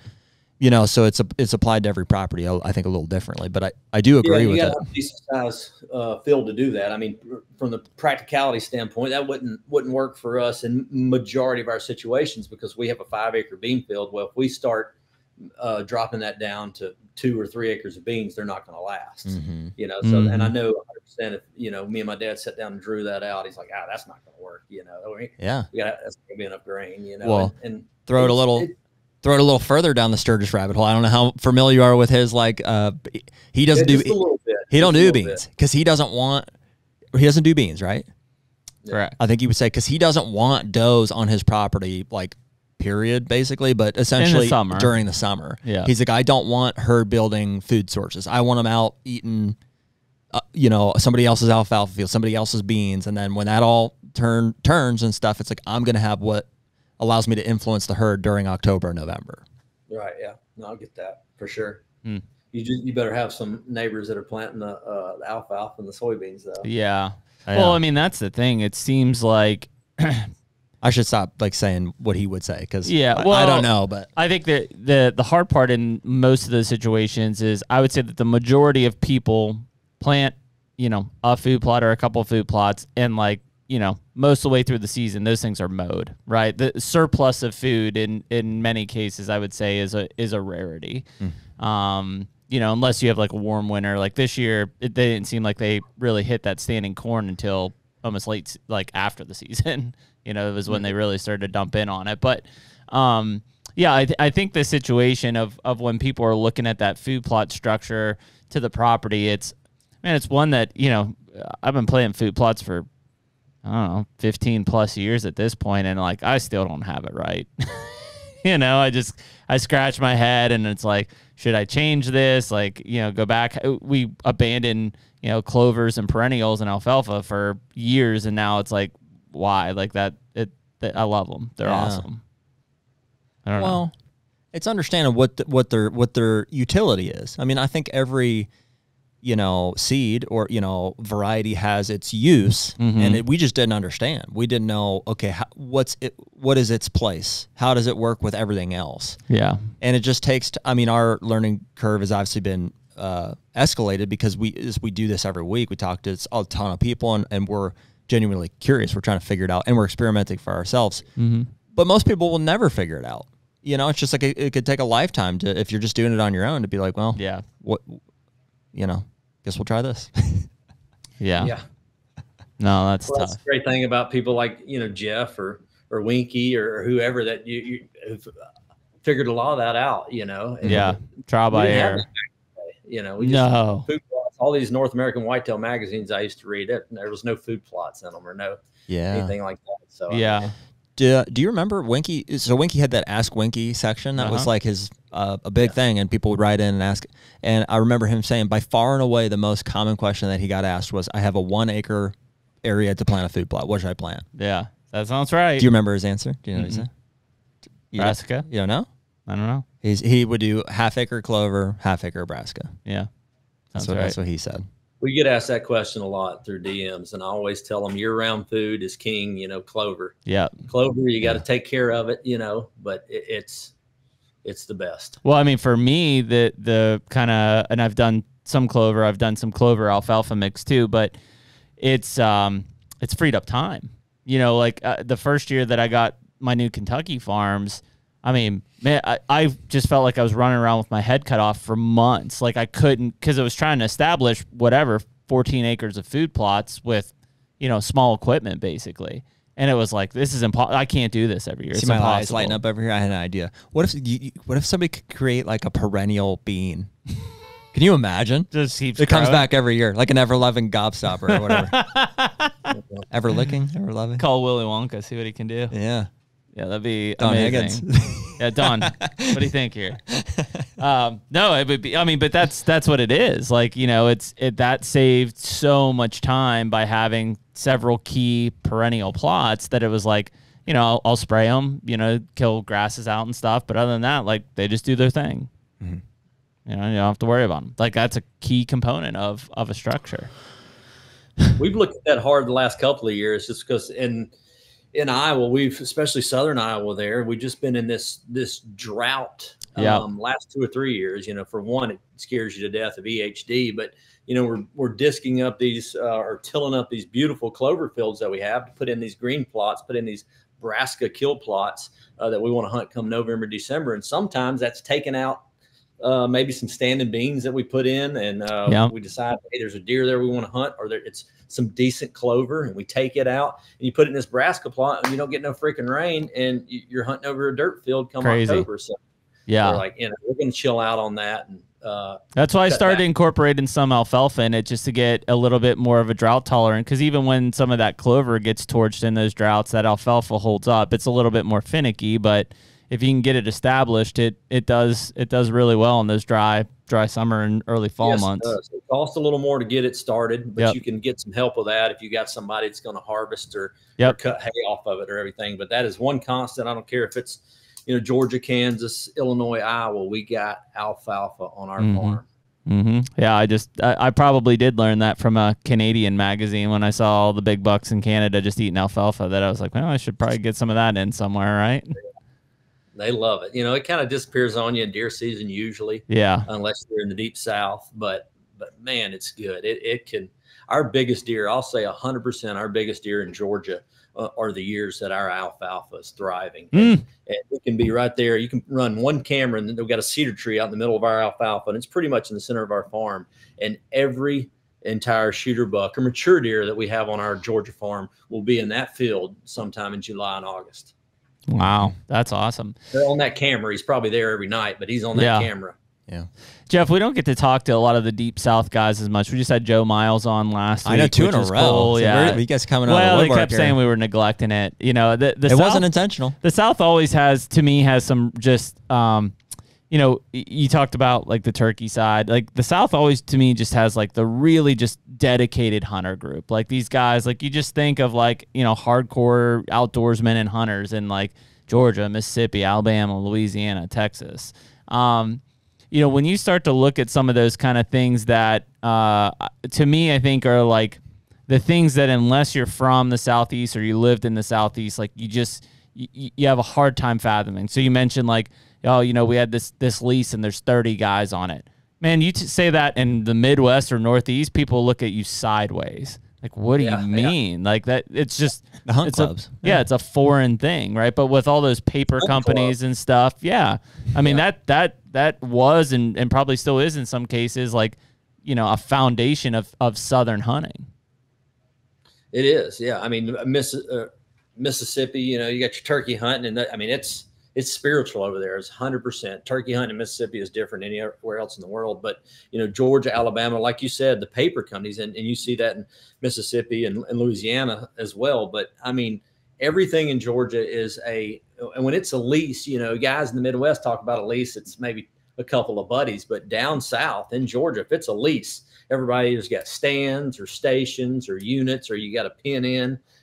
There is multitude of people hunting, whether it's 30 acres or 300 acres or 1,000 acres. It's not because lease prices are insanely high. That's just how it's always been done. Right.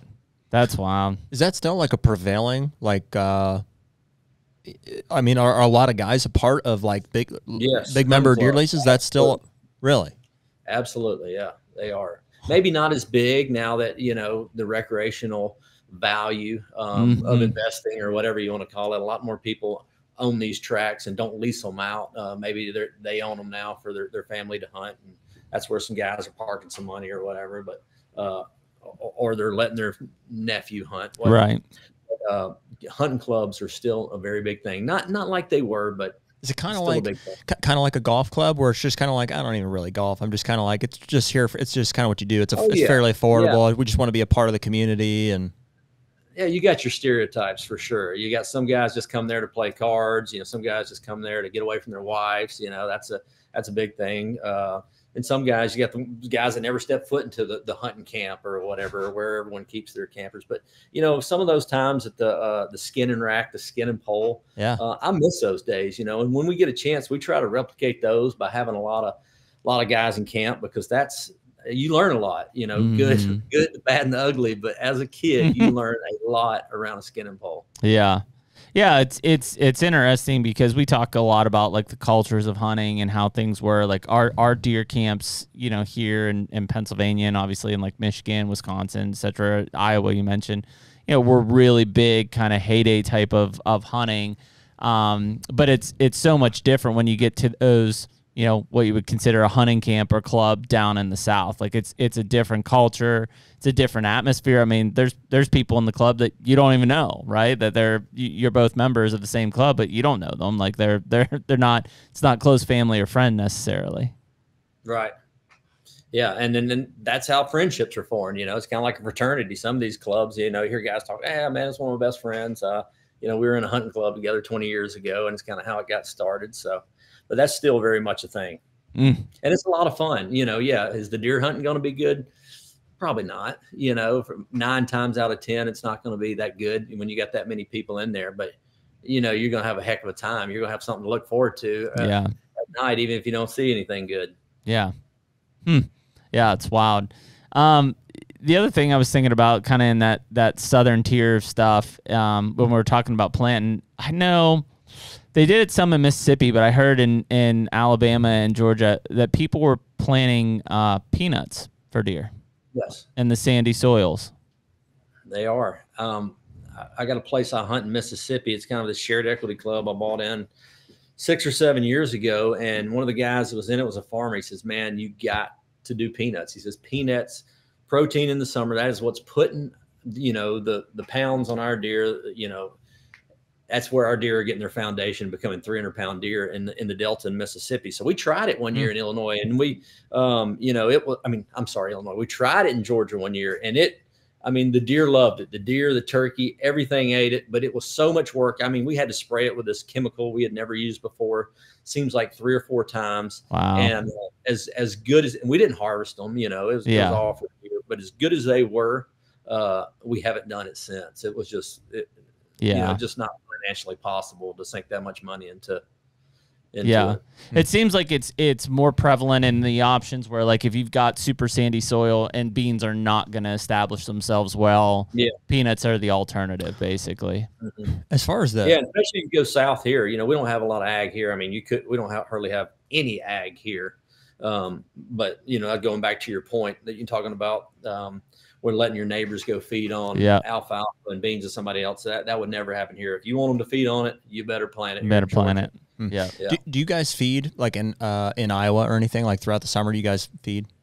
We do. We do. We feed in Iowa, not necessarily as hardcore as we should, but we hit them with the Protein Plus. And now Georgia, we feed them year round up until deer season. Even though we can bait in deer season, we're feeding pretty much. We've done it off and on with success over the years. But not only is it money, but it takes a lot of time to be every 2 weeks filling feeders and, one feeder every 100 acres, 150 acres, whatever your ratio is. But we've done it pretty consistently, pretty religiously for about the last year and a half, 2 years in Georgia. Okay. And what you said, the Protein Plus, what is that?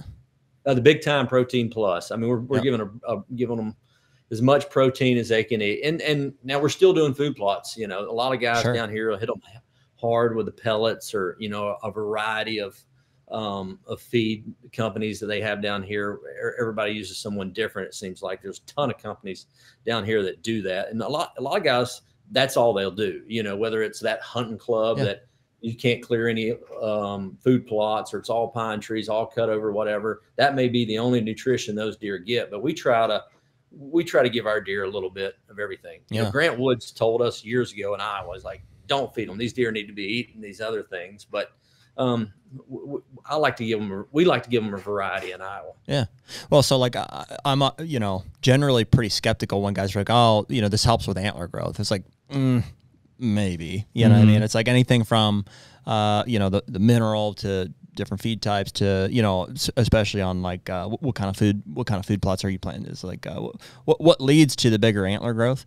And I thought, Lukowski was the only one here recently that I felt like was a legitimate claim. And so, they have a partnership with Analogics, but I assume that, big times, the products have to be somewhat similar. It's based around a protein. He said something like, he's like, man, the first 15 years that I was in Iowa, he's like, I shot one 200-inch deer and I knew of one other one. And like, that was it. Like they just they were super rare. And he's like, ever since we started feeding the Analogics and we do that, they do that really consistently, he shot like one every year or one every other year, something like for the past 5 or 6 years. He's just like, I don't know what else to attribute it to. He's like, it's literally night and day as far as inches of antler. Yeah. And I think, it's not about just going out and putting it out that summer or, right. in spring and that, oh man, our deer, our herd, we got the best antler growth we've ever had. I think it's about, in Lee's case, and then what we've seen, you not only you have to be super consistent with that stuff, but you have to almost, to bring it into the cattle world, those deer got to start eating it as baby or, as fawns. They got to start supplementing that. The mother's got to be healthy. The mother's got to be eating that. Your herd health, when they got that free choice feed, as much as it feels like they're eating out of your pocketbook, it is building that. And, it's going to take 5, 6, 7 years to really see the true full potential in that. And most people just give up after a year or two. Oh, that didn't work for me. But that's just not how it works. Yeah. No, I would say that's the big thing. And I mean, majority of people were putting it out for an attractant, get camera pictures, or in the case of the season, baiting for hunting situations. And then, whether they tag out or whatever, they stop. Yeah. But I mean, of course it works. Like, yeah, it's like, just like people. It's like, you eat protein and stuff and there's not the working out element that animals don't experience that. But what you put in your body is like what manifests like in your health and especially your antlers and stuff. Of course it works. I think it's like the financial element for sure. That's got to be a pricey, deal there. And also I think the neighbor situation, the fact that deer just die naturally would be enough to deter me. I'm like, what's the point? I'm just feeding these deer to die. That's supplemental, just even like your food plots. I mean, deer are going to naturally browse on forbs and woody browse and stuff, when the time they leave their bed to the time they come back. If they're eating food plots and feeders and a destination crop and coming back like that, just the average essentially is what plays into effect there. Yeah. What do you think? Do you think that's more? Like, do you think? So I know we talk about with food plots and stuff. We all like acknowledge we're like, well, whatever it is, 80% of their diet's still going to be forbs and stuff. Do you think that that's skewed with actual food, like pellets and stuff? Do you think they're like more reliant on that? I don't think so. No. I mean, it is. I think it is for certain deer because I got whether we have a feeder in Kansas or feeder in Georgia, I feel like this doe. And I literally feel like she has her mouth down here in my pocket.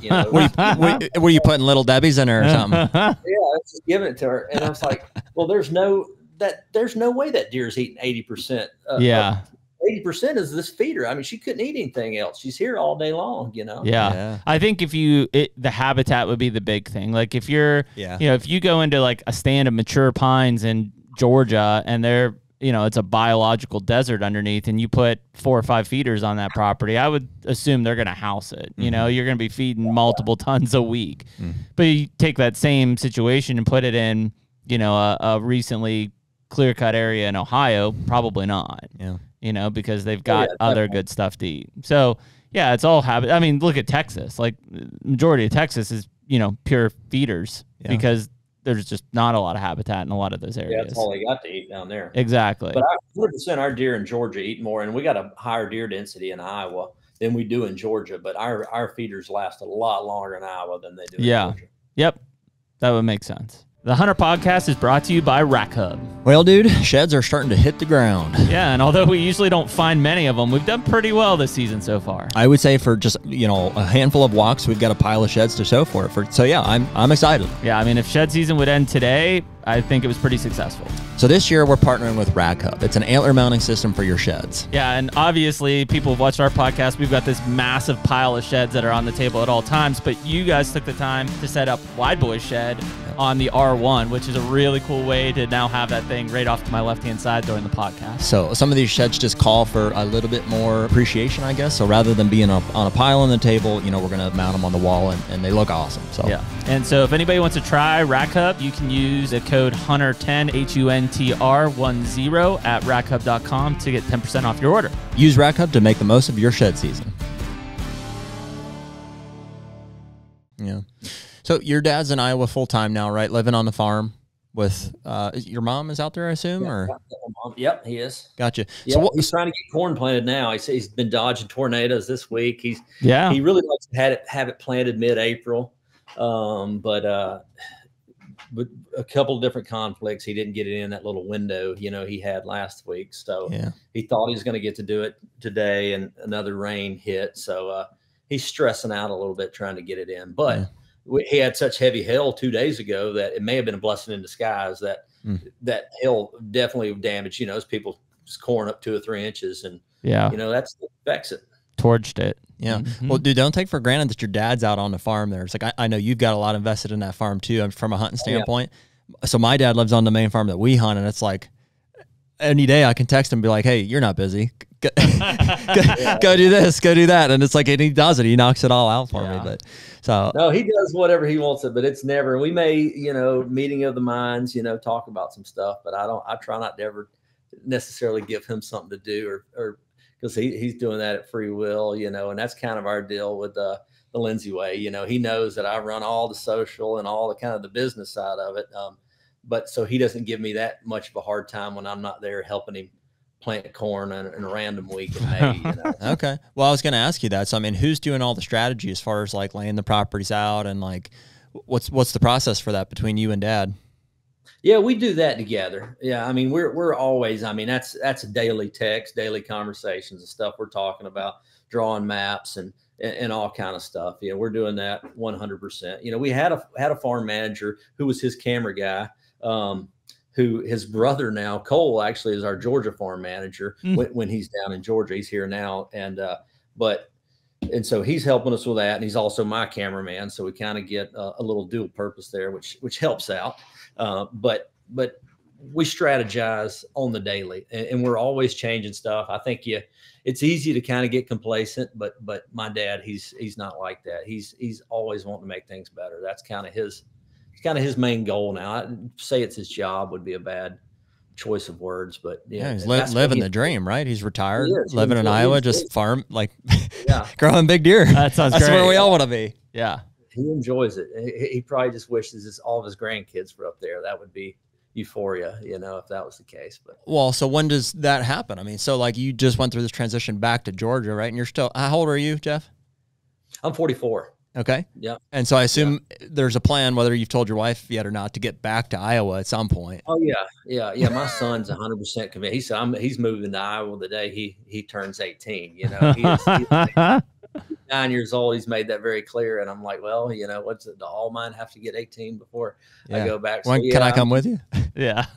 Yeah. So at some point, there's a plan to get back there, but, gosh, just life. There's so many variables and so many things change. And well, I mean, and honestly, we won't quit having kids. I got a 9-year-old and I got a 6-month-old and 2 more in between. So oh boy. everything I have puts my retirement, kicks it on down the line. But also, well, I mean, the scary thing too is like, I mean, what does Iowa look like in 9 years? I mean, there's, we talk to Skip Sly all the time. Like, I mean, there's some serious lobbyist threats. Like it seems like every day that they're battling off. Yeah. To liberalize hunting and more hunting opportunities in there, which, sounds great to a lot of people, but from a herd standpoint, Iowa will not be the deer mecca that it is today. Yeah, it can't sustain some of those changes they're talking about. It just can't. Huh. No. Well, I hope that it's a fluid thing. I mean, Iowa's unique in that it's like the longest standing, like it's always been. Well, not always, right? Because there was a time.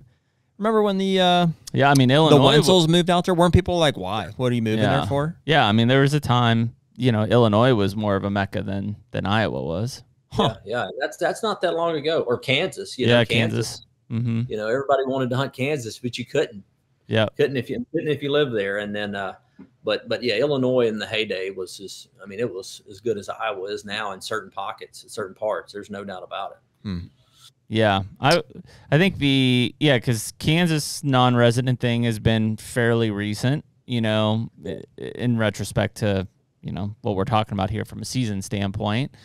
The Illinois thing is I think really interesting in that Illinois was a mecca, and I don't know with EHD and liberalizations and changes in structure. I mean, Jeff, that's one thing that we kind of get on, and maybe we take that turn into this, is that if you start to go back, even you talk about like the early 2000s and stuff, it just didn't seem like people had a tough time finding places to hunt, decent places to hunt. Like if you were willing to work for it and, get after it and, you knock on doors or whatever it is, like it just didn't seem that hard. And here we are 20 years later and we supposedly have less hunters and, but we also seem like everybody's scrapping to find a place to hunt at the same time. Right. No, I agree with that. Yeah. When I first moved to Iowa, 20 years ago. Yeah, it's a fair amount of time ago, but I was the outsider, but I had a ton of places I could hunt for free, just by asking people or doing little chores, stuff like that. And you couldn't get those spots in Iowa now. That state is changed as much, just from the publicity, from TV, social media, everything. I mean, and it doesn't seem to be slowing down. Everybody's moving to Southern Iowa, so it's the amount of hunters that have went there. But that being said, I think it's made other places maybe a little better too, like Illinois. 20 years ago, there was probably more people hunting Illinois. There was definitely more outfitters 20 years ago in Illinois. Yeah. So. Mm-hmm. Yeah. But Illinois is weird, man. It just, I don't know. You think you get it figured out, and then, that state, man, they can't get out of their own way, in my opinion. I mean, I don't know. They just don't react quick enough. In what way? Like to what? What do you mean? Well, they no supplemental feeding. I get that. No minerals, no nothing. But they haven't really changed the structure on the tags. It feels like they've allowed more tags. I've heard that. And used to, you had to get drawn or be one of the first on the quota. Now anybody gets a tag. Everybody can get the 2 tags. And then the crossbows, the crossbows is, and I know that's a rabbit hole. Are crossbows are the crossbows recent to Illinois? Not that long ago, but they were added at some point. It's not like they've always been there. Okay. Yeah, they were. What was it? 4 or 5 years ago? Yeah. 5 ago. Okay. Yeah. Yep. Something like that. I mean, even on my farm, over there, I've had a couple of guys come in and hunt, and they shot deer with a crossbow that would not have died, if one of them didn't really have a bow, and one of them, the other guy's bow broke. So, one of them borrowed a crossbow of mine. And so, and it's, not totally against it. I would have never let them shoot it on our farm. But it has an effect on the resource. Just like, we talk about like, what used to be just like shotgun and muzzleloader basically limiting anything 200 yards and in. Now it's, custom muzzleloaders that shoot 500 yards and straight wall cartridges, nothing from a season and tag standpoint changes with what we consider just this constant progression in the greater lethal opportunity with these weapon changes. And that's what seems so weird. Rocket science. I mean, we talk about this a lot, but it's like it doesn't seem complicated to me. Like if somebody could just make a diagram of like things that make deer hunting easier and things that make deer hunting harder, and then like you'd see how that affects quality of the resource and also of the experience. And it's like right now, it seems like everything is stacked into easier as in some states. The maximum example would be, I'll sit 150 yards away with a centerfire rifle or straight wall cartridge rifle out of a box blind over a food plot, or rather over a bait pile that I've been monitoring with a cell camera for whatever. Yeah. It's like, I don't think it can get any easier. Like you have to kill them. It's like you will kill them.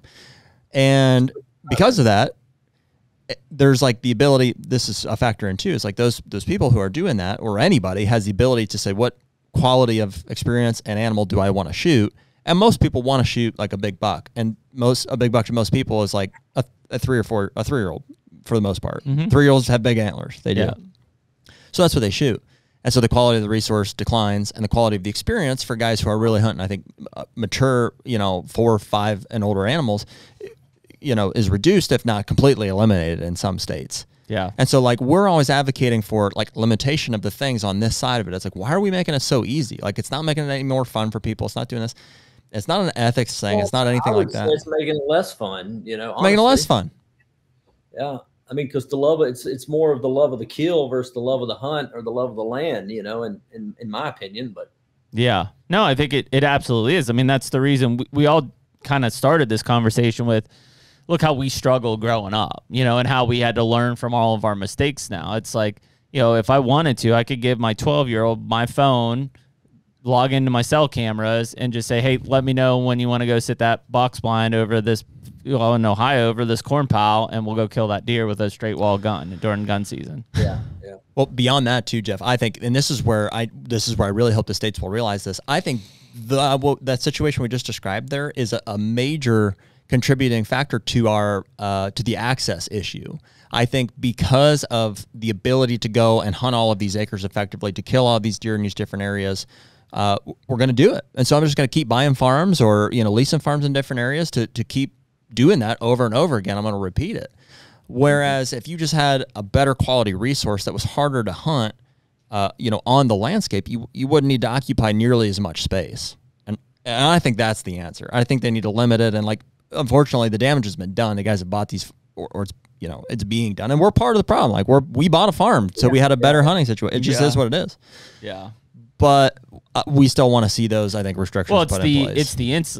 Because this is our passion, right? It's the insulation from the things we just talked about. Like that's where it's continuing. It's like, well, we're going to do all these liberalized things to give better opportunity to all hunters. At the same time, we see what, because we're so passionate about it and we're so invested, we see what it does. So we're like, well, we're going to either lease and or buy to insulate ourselves from that. And those two things just keep fighting against each other, which is what's deteriorating any access from being available. Right. Yeah. Yeah, and the ability to own more land to give you more options at that, that sheer deer or that booner or anything like that. So I know we've beat that drum before, and I know you guys have as well. But what is the correct? Yeah, I don't know. What way to get to the glory days? Yeah. Not to mention now that you've created a marketplace to where this land, which was once like, well, I'm going to buy this because I love to hunt, now, and it also is a really good investment. And especially if you know what you're doing, you can modify it, you can make it better. At the same time, you're enjoying it. So now you've created this marketplace for, you know, this limited resource of land.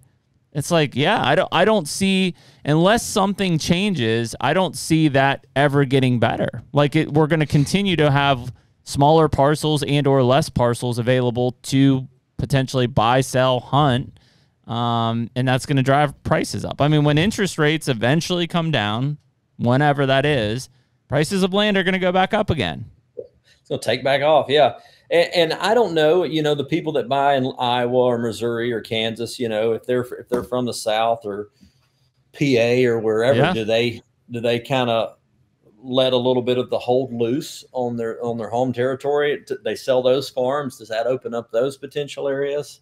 You know, I don't know. But when you start thinking about that and diving into that a little deeper, I mean, you know, obviously they can't own it all, but the reality is they for sure can't hunt it all. No, you know, no. Well, that has been a big piece. I think, you know, and obviously we're a big proponent of cell cams. We use them all the time, but that ability of monitoring coupled with whatever, you know, in Ohio, it's bait piles and stuff, but in a state like Ohio, especially, and I'm seeing it in some Kentucky and Kansas too, but Ohio, like the ability to lease thousands of acres, like single guys or pairs of guys, thousands of acres, and just monitor it. Well, not even hunt, just monitor it. We're going to have an interesting conversation in a few. They don't even scout. They don't even scout. No. They're just talking about just bait piles. Well, why would you? Yeah, you don't have to. Lock it down. Just gonna mess it up. Yeah, it's exactly it. Yeah. I'm looking forward to it. We're going to have a pretty interesting conversation with Mike Tonkovich is the, what is he, state deer director? Deer program coordinator. Deer biologist for Ohio in a few weeks. And I spoke with him on the phone, you know, as we were setting that up. And you know, he brought up a point that I was like totally unaware of. He's like, yeah, I mean, the biggest issue we're facing is overpopulation of deer. He's like, farmers and deer hunters alike, this is in the state of Ohio, are reportedly complaining that there's too many deer. And I hadn't heard that. I didn't realize that was the case. And in my mind, I'm like, hunters are complaining there's too many deer. I'm like, just shoot them. You have the answer. But now that we're having this conversation, it maybe is making a little bit more sense in that, you know, all of those abilities that we have that are, I think, driving people to buy into leased land to do more of it, and all they have to do is sit back and survey on it, is probably a big part of the reason that the deer are not getting hunted. Yeah. They're just waiting for the one. Yeah. Yeah. They shoot that when they're done. They're done. And that's where it's like, when we talk about driving around that first week in November in the Midwest, and we're like, man, every one of these properties is getting hunted. Maybe not true. They're being monitored. Yeah, there you go. Right? They're locked down, but they may not be getting hunted. Like they got food plots on them. Exactly. So you start to see it. Pennsylvania was similar. They said, I forget what it was, 80% of farmers had reported crop damage from deer, and now they're creating this program to try to open it up more and whatever. But it's like, yeah, I mean, there becomes problem, which is where the bigger picture comes in. You know, in a state like Illinois, I think Ohio's a little bit different. But these super agency states where it's like, man, you know, if all of a sudden this overpopulation on the ag side of things, or you talk about the deer vehicle collisions on the insurance side, like these lobbyists, you know, are going to have at us here as hunters pretty quickly. Yeah. And it's a double-edged sword, because while deer numbers are going up, it's not necessarily we're getting more bigger deer because of all these tracks because that's what's being targeted. Yeah. And when that's what's being targeted, they're going to put in the time to kill them. So you could argue, or at least I think you could, you know, with facts that the top end are getting younger. I would agree with that. Yeah. I think completely. And that's where, you know, the protection of, you know, a state like Iowa is so necessary to keep those top end type deer. And even people in that state will tell you that it's not like it used to be. But man, you look at Kansas, and there still are some remote places of Kansas producing giants. But man, where we hunt in Kansas, even the locals are like, yeah, I mean, we hardly ever see a mature buck anymore. Like they're all 3, maybe 4. I do think this is not necessarily going to fix our age class of bucks, but as far as like the deer herd numbers, I do think that like maybe we as an industry, and certainly at the, I guess I'll just say in the state of Ohio, because I would be getting marketed to as a hunter there, is we're like, is there's not nearly enough emphasis, I think, or investment put into infrastructure for processing and for like as far as venison. You know, it's like, and even me, it's like when I think deer hunting, I'm like, hunting a buck. You know, but there's space in my mind, or like in my lifestyle, and like I wish I was more. I've been proactive here more recently, but it's like I've never seen a promotion for like an infrastructure of processors. Like I don't think there's the processors are going out of business, frankly. Yeah. We don't have any kind of dedicated doe seasons or anything that's like would glorify like a doe harvest. And I think that's a big miss. Yeah, I would agree. We used to in Pennsylvania, but Iowa has one. The gun season used to be, you know, essentially 2 weeks, and then you'd have but it was buck only. And then you'd have 3 doe days afterwards, and you would talk about a war. It's not like a massacre out there, but that's how we kept things in check. To the fault of everything we talked about. I'm not blaming Pennsylvania Game Commission on this, but you know, it was like, well, let's just make the 2 weeks of gun season concurrent for buck and doe. That will kill more does that way. You didn't, because guys were buck hunting, right? And so they were passing does. Yeah.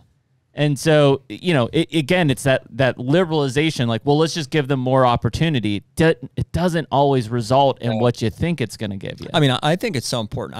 I'd be willing to give up a week of buck season in Ohio for it. I mean, it'd be cool. The pressure to, yeah, man. Well, that's like the urban areas. You gotta shoot 1 or 2 does first, or some of these quota hunts and all. You got to shoot a doe, 1 or 2 does before you start buck hunting. Boy, it's been proposed in Ohio. But I think Tonk was one of them, and they were like, "Don't ever say that again." Yeah, it's like it's well, I mean, a large chunk of Wisconsin has earn a buck, right? That's probably the insurance companies really pushing that. Yeah, I'm sure it's from a lobby group to knock it back. I mean, even if you didn't go to the earn a buck side, like a general doe season, because even if it's like, well, you could go kill doe anytime. It's like, yeah, but like if I haven't tagged out on a buck, or even after I do tag out a buck, you know, the last thing my wife's going to be like, you're going to go out and shoot a doe. You've been gone for how many days doing, you know what I mean? I'd make it the first week of December is when I would make it.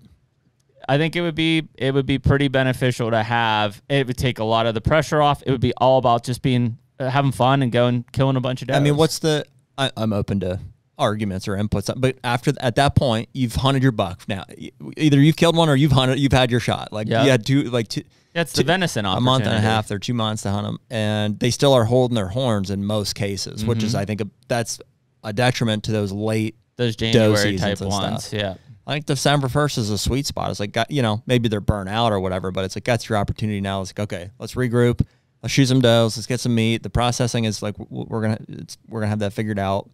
I'd be all for it. I'd give up a week of buck season even if it was that to get that. Yeah, but most hunters wouldn't. I missed post about you know, hunting Iowa. Yeah, of course I missed the buck tags, but we could get unlimited does until you reach that quota. So October, you know, every morning I could hunt, and even the evenings I'd shoot them early and shoot them late, but we'd go out and whack does. I mean, it was nothing to kill 4 or 5 in the morning. One, you know, each person shooting that many, but that not only made me you know, get in the woods more, but it made me a better shot. Yeah, sure. When crunch time came to that big buck, because I've just been shooting so many hunting scenarios, hunting situations, and I would say I have lost a little bit of edge over the last couple of years because I'm just not shooting 15, 20 does a year with my bow.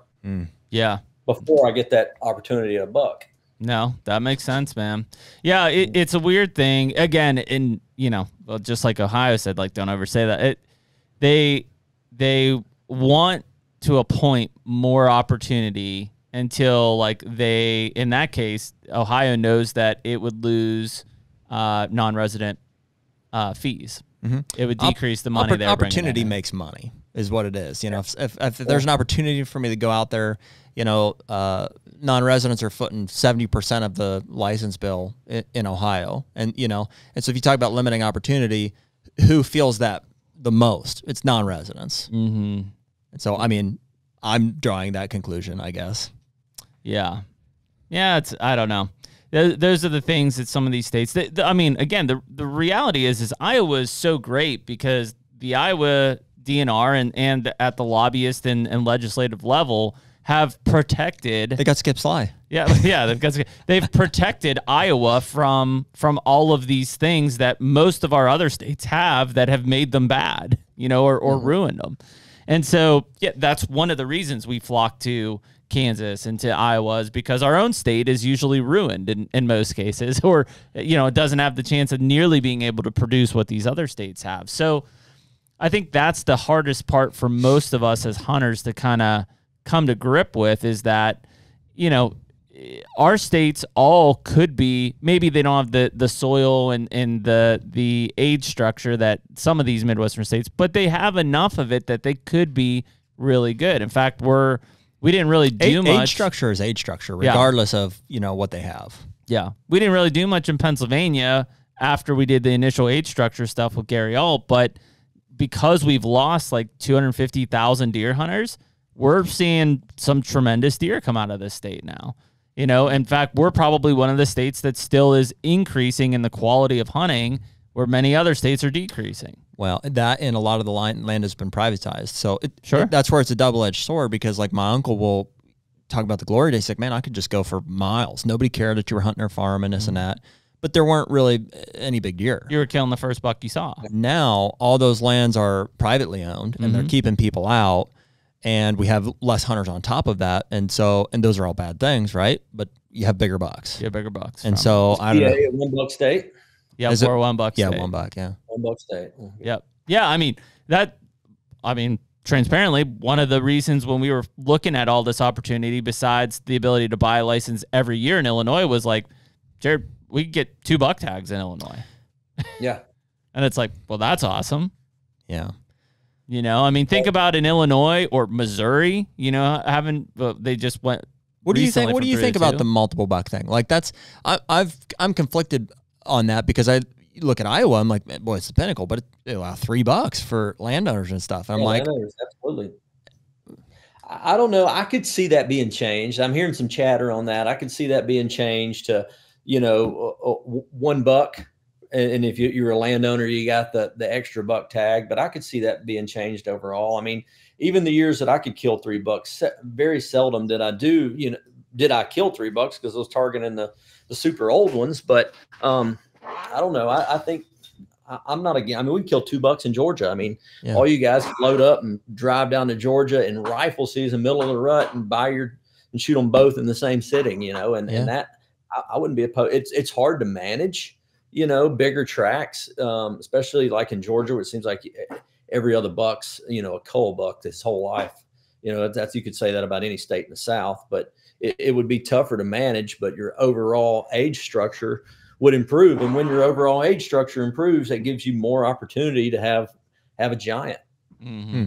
Well, because I know you said it, your tone was kind of negative about the fact that Illinois offers it. And that makes sense. You're right. Because, Well, yeah, I enjoy it. I like having. Sure. So do we. Yeah. $2. And as a landowner, you can kill them both with your bow. I don't think I've ever shot 2 with my bow. I've shot them multiple times, one with my gun, one with my bow, because I love hunting that first shotgun. That's kind of a tradition. But it would be aggravating, but what would that do to the hunting in Illinois? Golly, you'd think. Yeah. Do you think it would improve it? You say if you reduce it, you think it would? Maybe it would counteract the crossbows, Yeah. Maybe the overall access to those, I don't know. But I've never really thought of Illinois like that. But I would assume it would have some effect. I don't know how substantial it would be, because I don't know how many people are killing 2 bucks. Yeah, that's the thing. How many people are realistically killing 2 bucks? Yeah, not a lot. I don't think it would have. Well, and so if I extend the pool of like what we're looking at, I think that there's way lower hanging fruit. There is, and that's where, well, maybe not in Illinois, but like just for the whole spectrum. There is in Illinois. If they had to pick their season, if you had to, you could only come hunt, because most people that don't come shoot one with their bow, they're going to come back and hunt that same deer in first and second shotgun or muzzleloader, try and kill him with muzzleloader. But if they only had a bow tag, that deer probably lives. Yeah. So almost much like kind of how Illinois got their turkey season set up in the different seasons to you got to apply and or buy a tag for one of those time frames. Yeah, Iowa does the same way, even for residents on the turkey. And it's aggravating, but there is no doubt about it. That saves a lot of turkey. I guarantee it does. Yeah, because if you buy your tag and that 4-day or 5-day stretch is, raining or whatever, like there are a lot of something comes up, you can't hunt, but 2 of the days, we talked about that with, the first gun season in Illinois this year. I mean, it was a little cold front blew through in the morning, temperatures dropped, pressure went up, and deer were just rutting all over the place. It was like from a hunter standpoint, I mean, I shot one. you couldn't have pictured it any better. I mean, people were mowing them down. From I'm trying to save deer and get them through, was not a good time frame for it. No. It was nuts. I was like waving my arms at 4-year-olds, like chasing. I'm like, stop, go that way, literally. Yeah. And then I shot a 7-year-old buck. You won't get good temps to hunt, but you almost on those gun seasons. You just I pray for rain every year. I'm like, I hope it's the most miserable monsoon we've ever seen. Yeah. Yeah, but that's how it is. So yeah, I mean, if you had to pick those time frames, I think it would be a giant change in terms of how many deer got through. And but if you just made it a 1 buck state, sure, it would have an impact in some areas more than others. But I don't know how much it would really, change the complete herd dynamic. You guys were talking earlier about the Hush program and the venison. One thing before we get off Illinois, I wanted to mention that, Pike County, Illinois does this venison share the harvest, whatever they call it, does it better than anywhere else I have ever seen. They raise money year round, and then they have at every deer cooler just for Pike County. And I'm sure there's other counties that probably have their own version of this. So they'll raise $25,000 to $30,000, and I don't think they really put a cutoff on how much they raise. But then that's in this pool, and then so they bring in rent these reefer trucks or whatever to go at the deer coolers, the lockers, and then every deer you donate goes towards, and whoever's cutting them up, they just grind them up. I think that's 100% of what they do, and then they grind deer. You're allowed to donate deer 100%. Doesn't cost the hunter or whoever's donating them a dime. That pool, those funds that they've raised pay for that. And when they run out of the 25, 30,000, whatever they've raised, it'll stop. But all that venison stays 100% in Pike County at a food shelter, and it's donated to, local shelters, people in need. And I'm sure there's an application process of how that goes. But man, you've just heard so many stories over the years that people come up and man, we were benefactors of that donation. We had some tough, lean years, had 2 or 3 kids. That free venison got us through. You just hear that. It's just worked over there. And I wish more states or more, and I know that's probably not, there's a lot more red tape. A lot of counties and stuff would have to jump through to do it in certain states and in certain areas. But a lot of that stuff, talking about the lobbyists and all that, all ties back into politics. That's why politics it's so and money, man. We got to get out and vote. I know it's crazy. There are some other states that have good programs. I mean, back in the day, I remember, I probably shot, 4 or 5 doe a year, and I would, if people wanted one, they would just come pick it up and they would take it to the processor. Well, now, number one, you got to find one. Number two is like, that's $110 to get a deer just regular cut up. Like, it's not the $35 that it used to be. If you can get into a processor, like most of them will open just for gun season, and they're like, we'll take so many deer and then we're done. It's like there's definitely a shortage of processors. Yeah, I understand why. I mean, you can't just like run a seasonal business and it's seasonal, very seasonal. Yeah, those guys are they have to have a grass cutting business or something to do in the off season. Yeah, and you better not like deer hunting because you're busy. Yeah. Well, how bad would that be to be in the deer processing business? Yeah, not good. Just about as bad as being a cameraman in the hunting industry. Absolutely.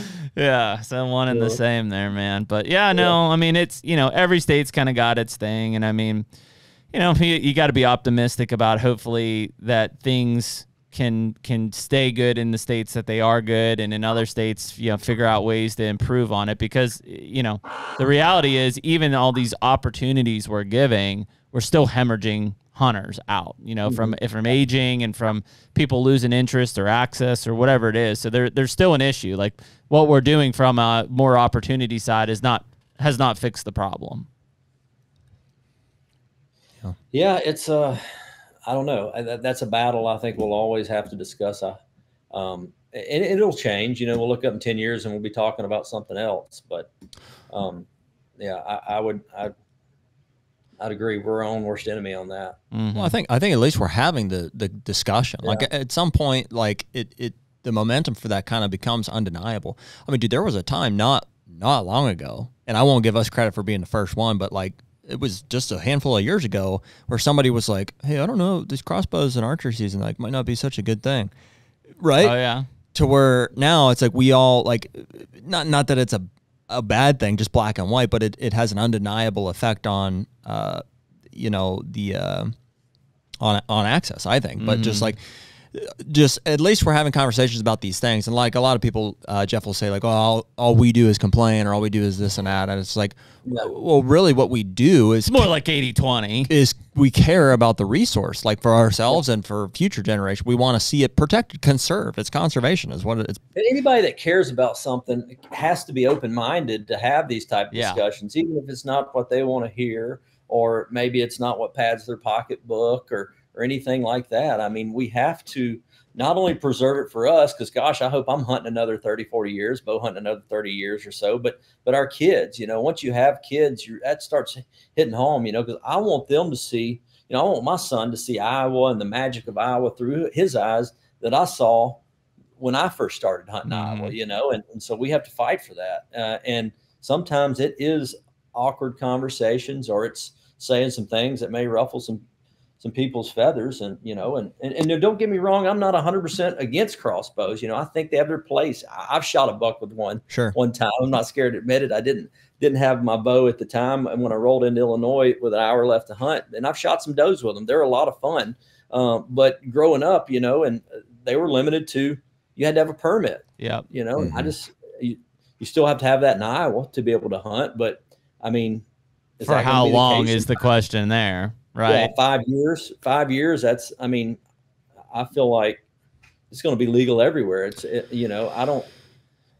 And I know people compare that to, people used to shoot the stick bows and, recurves and all that. And that's a fair argument. Well, and here's where I wish, what I hope we can get across to people who hear that is they're like, well, nobody should tell me how to hunt or do this or do that. And if it's legal or whatever. Yeah. And I'm in complete agreement. Like, who am I to tell you how to hunt? I don't care how you do it. If you shot it with this, or you shot it over that, or out of this, I could care less. What I care about is the resource and how those things have an effect, and not just the deer, but of the land.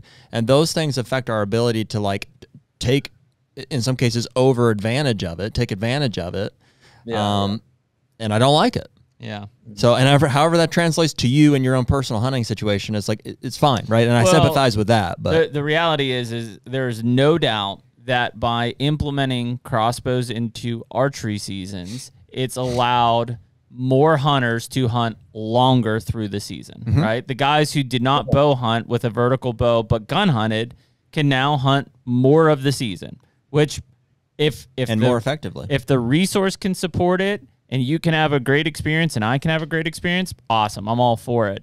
But because of that, they now also, a massive amount of people have more time, thus they're going to spend more money and likely secure land, whether it's via buying and or leasing, which is creating an access issue.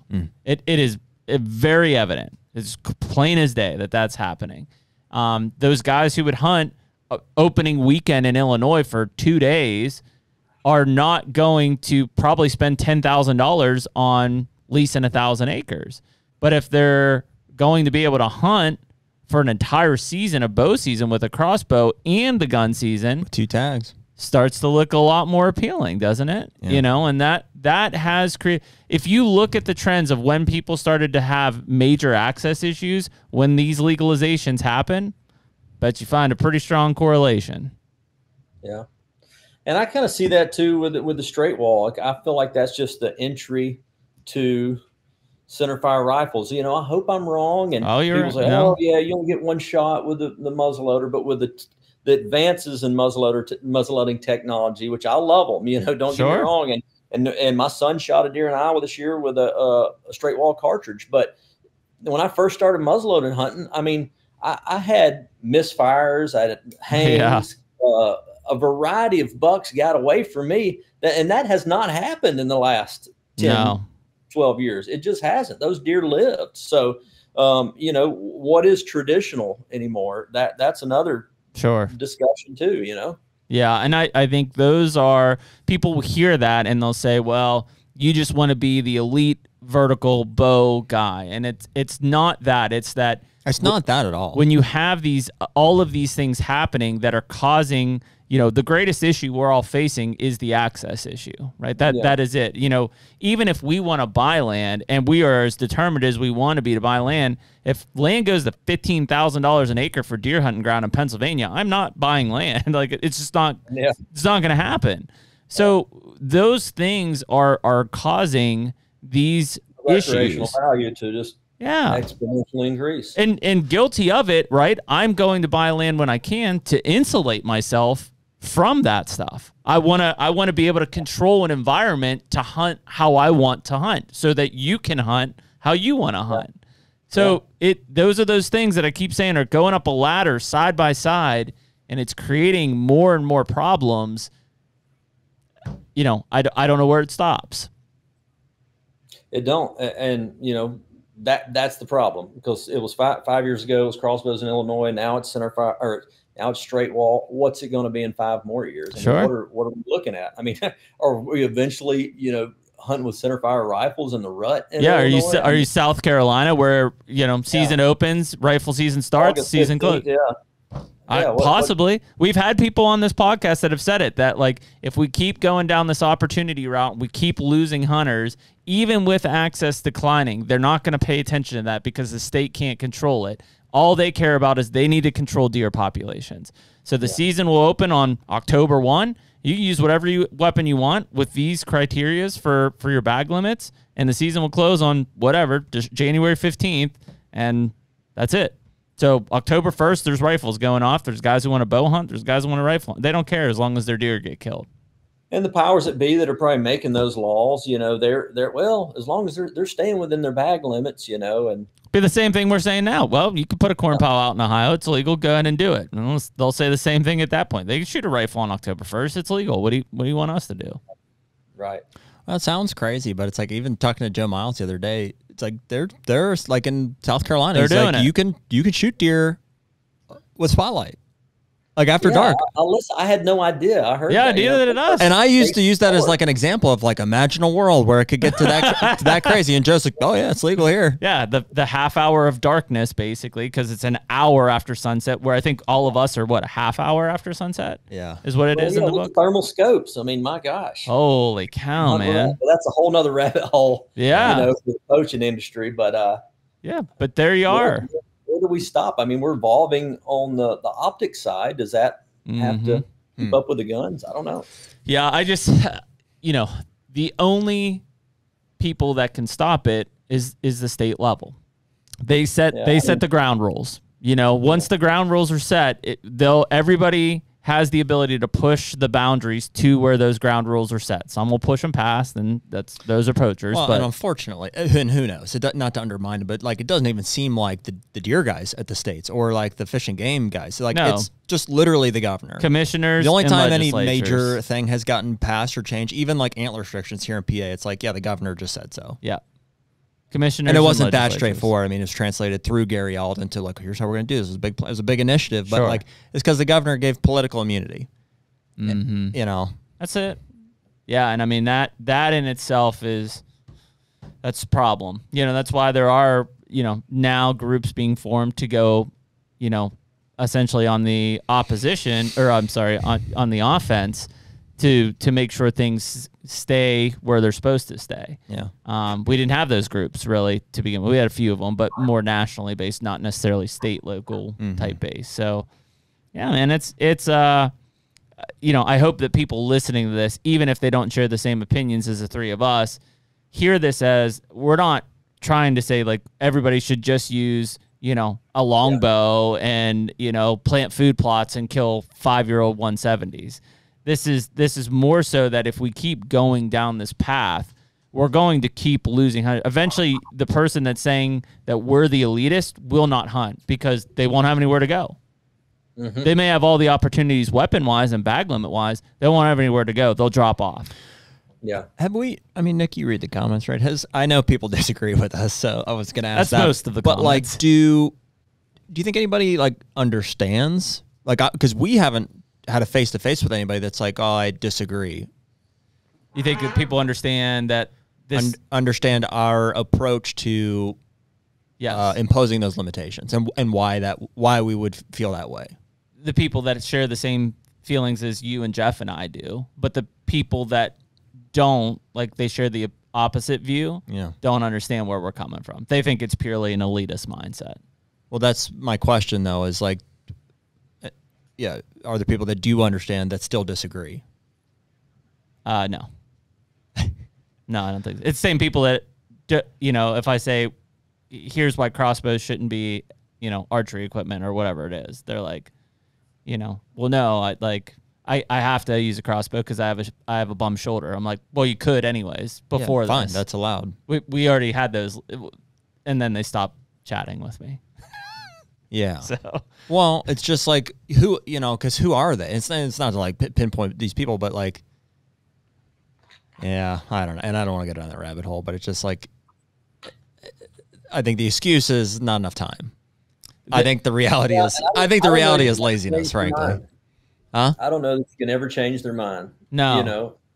And so much of what you guys are saying, I can compare it to what our initial conversation of, deer hunters versus turkey hunters. I see that same thing over on that side. Yeah.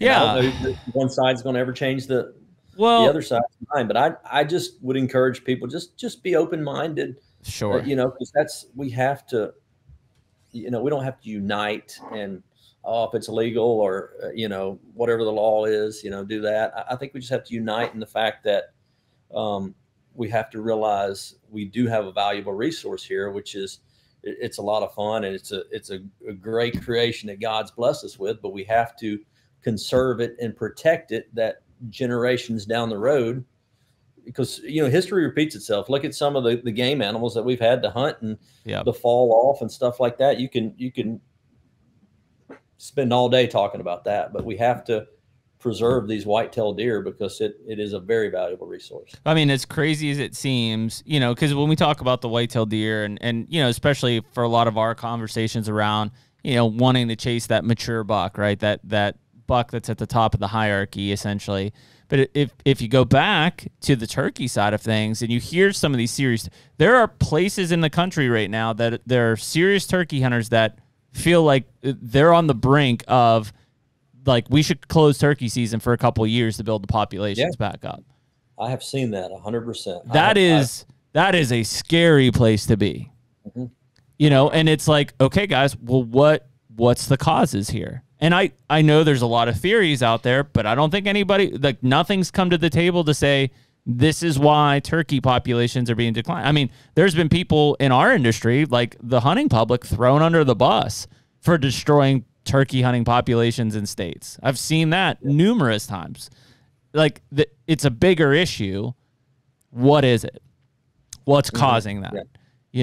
And I think, again, it comes back to the access issue. It's like, well, if you hunted public land, like Joe Miles said, he's got a guy in the office who goes and hunts public land, bird gobbles, there's 15 guys around him on public land because those people have nowhere to hunt. Yeah, so, okay. That turkey's going to die. The turkey's going to die. He's going to die. He's going to die, and that happened because of an access issue. Like, so there's a connection to this access issue, and even if you have different opinions, the reality is we should be able, as a group of hunters, to look at, okay, why is access decreasing? Okay, Jared, why did you buy a farm in Illinois? Or why am I continuing to buy more property around my Ohio property? Well, I want to insulate myself so I can hunt and manage like I want to, not necessarily how the state is doing it. That's a big issue. The love for, or the, whatever, the passion, like the fact that we care about the resource and these animals is super important, right? For the long term, because it's like, well, I care, but I don't really care. It's like, well, if one guy wants to quit 1 year or this or that, or, it doesn't really matter. But what matters is if enough people that care about it right now are having bad experiences, and it turns them into people who don't care about it as much, then that low point is an opportunity for like whatever it is, the political system, you know, for something better to like take its place. And I say better, something else, something else. They're like, all right, well, let's make solar panels. Like there's more, we need energy more, and like nobody hunts anymore. So it's, yeah, let's just take out all of this habitat and just put solar panels. I know. And it's like, boy, you can't help but almost wonder if it's intentional at some point. Like if there's people that know that creating opportunity makes hunting not as fun and worse. Yeah. And that's fine because we need to replace it with something else anyways. It certainly seems like that's where that could lead, you know, if you let it get to that point. It's a slow bleed. I mean, I think you could apply that same logic to the implementation of wolves out west. Oh yeah. You know? Yep. Yeah, absolutely. Yeah. Same type deal. They want to push you to think that it's this group of, you know, fur huggers that are basically like the wolf is a majestic thing and it needs to be back in the ecosystem. But the reality is the political underlaying isn't, you know, the fur hugger. They're doing it for money purposes and for some strategic plan that may be a 5 or 10 year plan down the road, but they're doing it for a reason.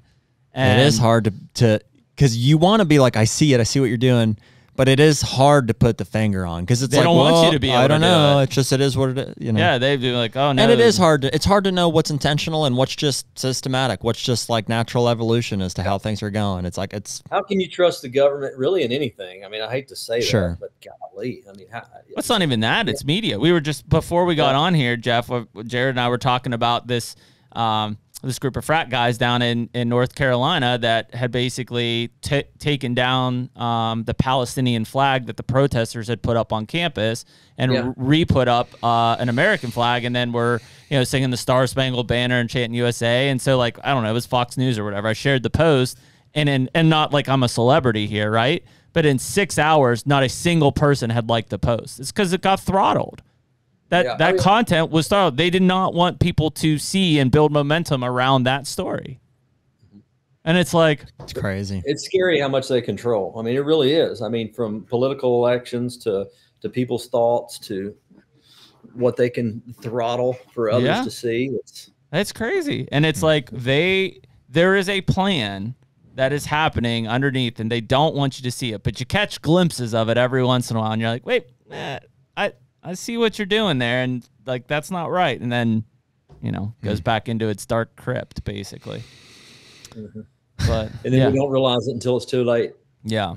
Well, and that's where I hope, you know, our point of having these kind of discussions from the hunting side is that, like, we want to get out ahead of it as much as we can. We're bleeding out right now. You know, access is declining. We're bleeding out from a hunter's number. We do not want to bleed out from an experience of like why we all love this resource and why we do it.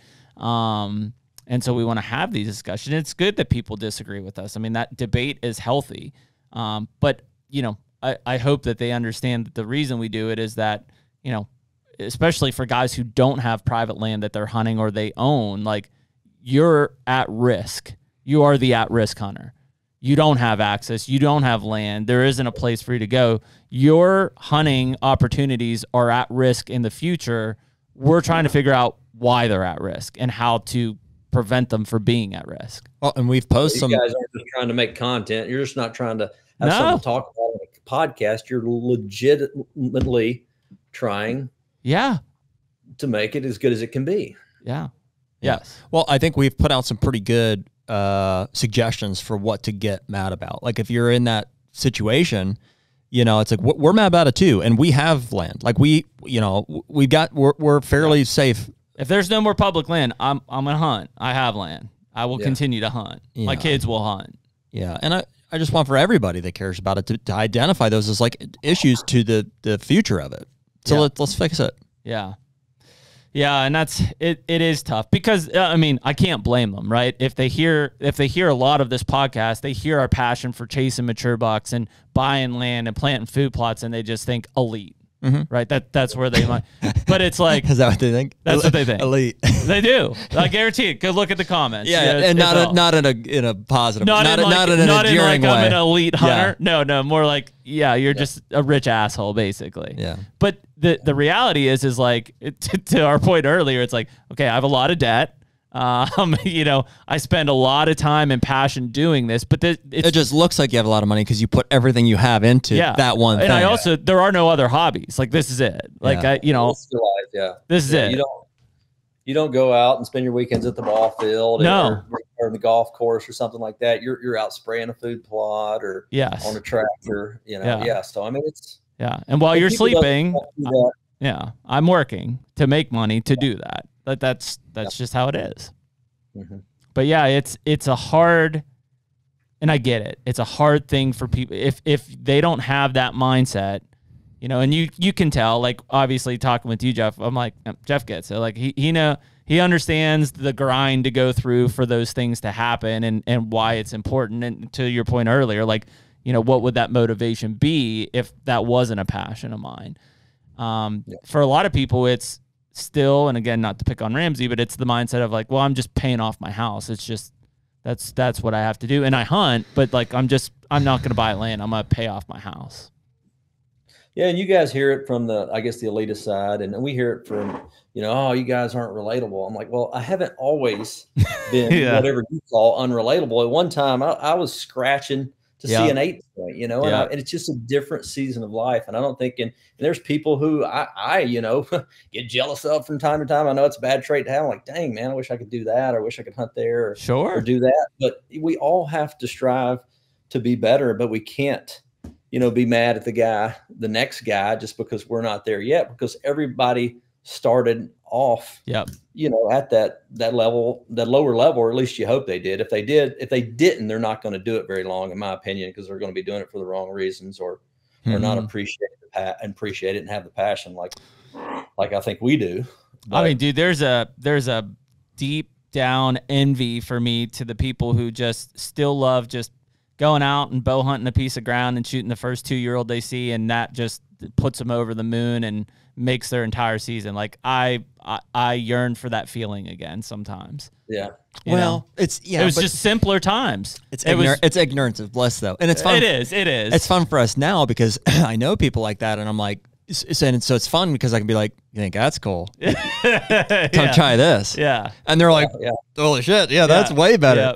But the more you know, the more then the more you have to have. And that's just the cycle of. Well, and like you, Jeff, now I get to achieve that through my 2 boys at 8 and 12. Like, their first experience with these things, their first encounters, their 2 misses this year running and gunning turkey hunting. Like, I was fired. Like, it brought back what, you know, how I grew up hunting, what I loved about hunting. You know, and those trials and errors that essentially just continue to make you better, but want it more.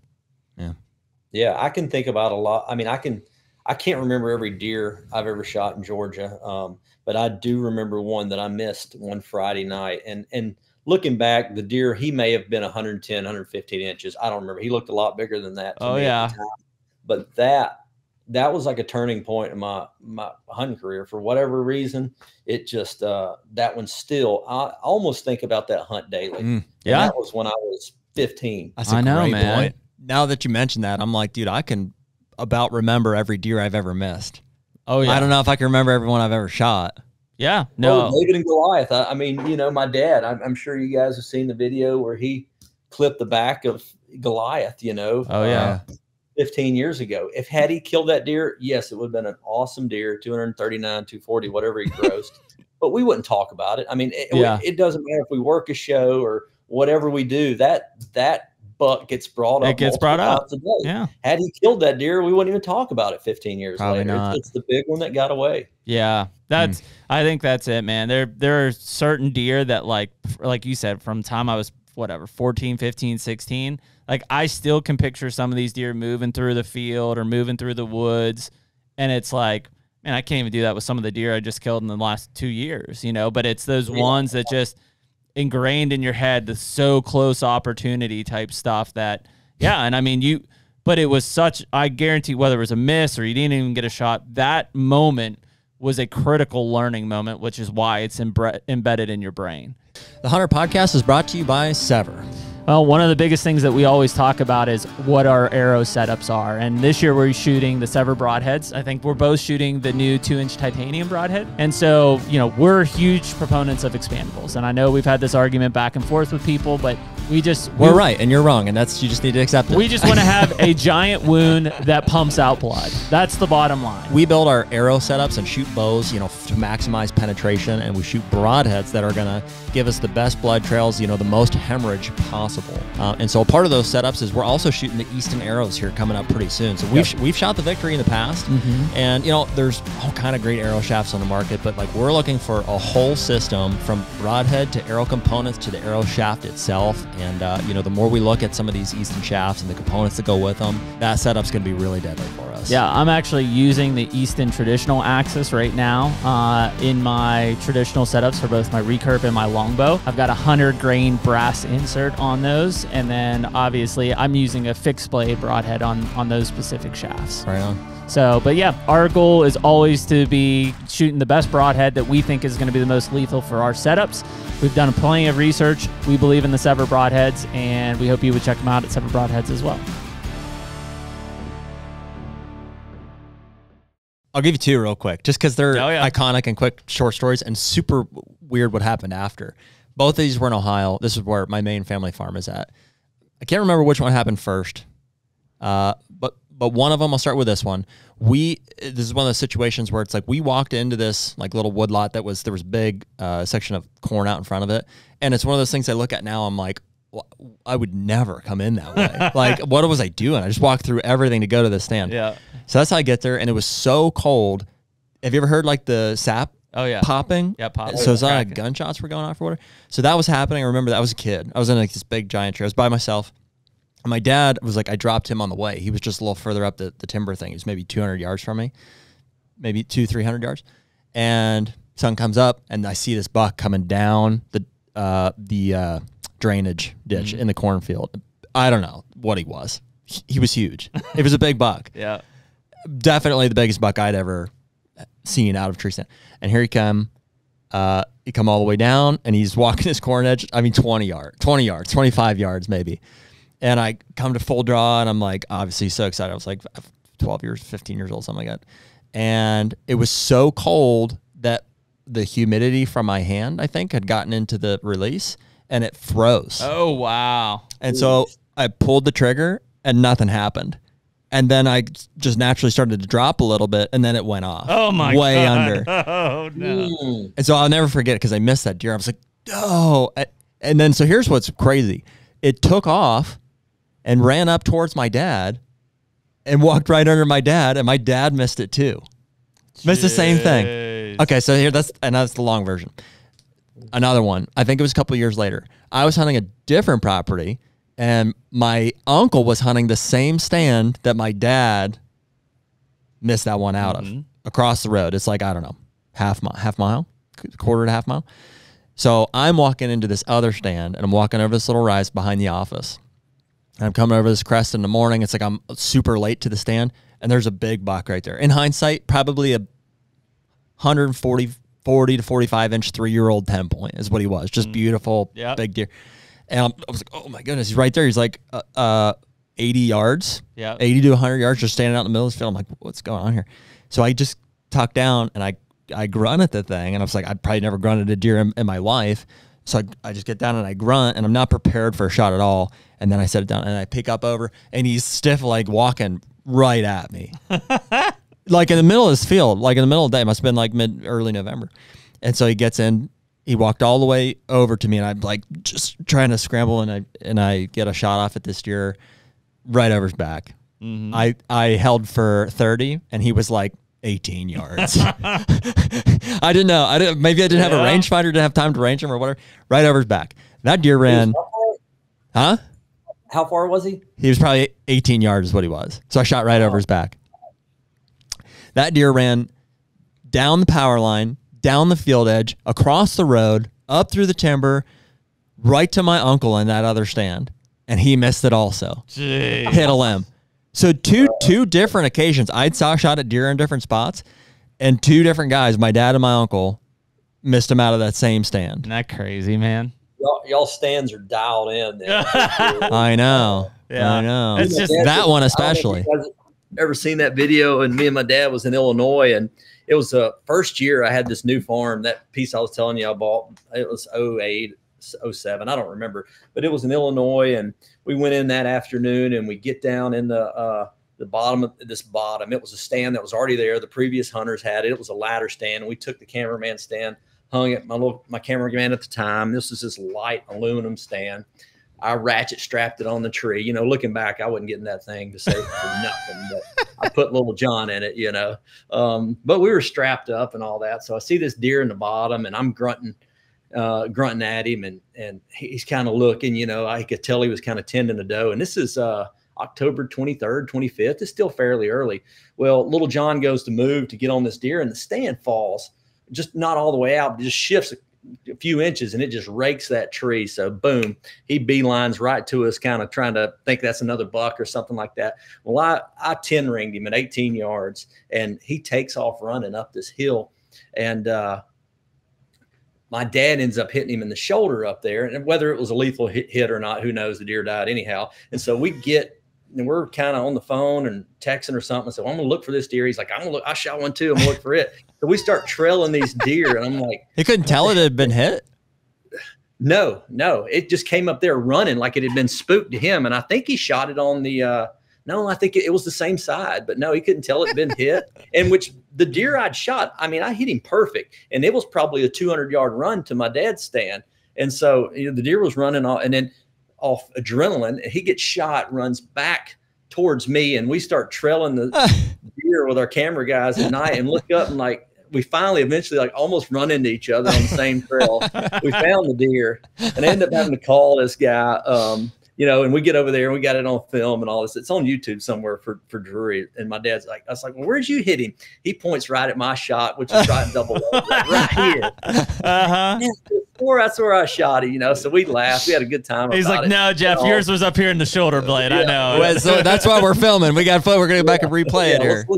Let's look at the replay. Check the footage. So I had to call a buddy of mine, Joe Gizdick, and he was a member of the we know Joe. Yep, we know Joe. Archery Association, whatever he was at the time. I said, okay, how do we tag this deer? And he's like, first lethal shot. So I was like, okay, I'll got it. That's mine. He was like a 175-inch deer. So I mean, he was just this giant frame deer, and it was. I don't think I've killed one in Illinois that big since. Well, but, you and your dad at least made it sure that deer was not leaving the property.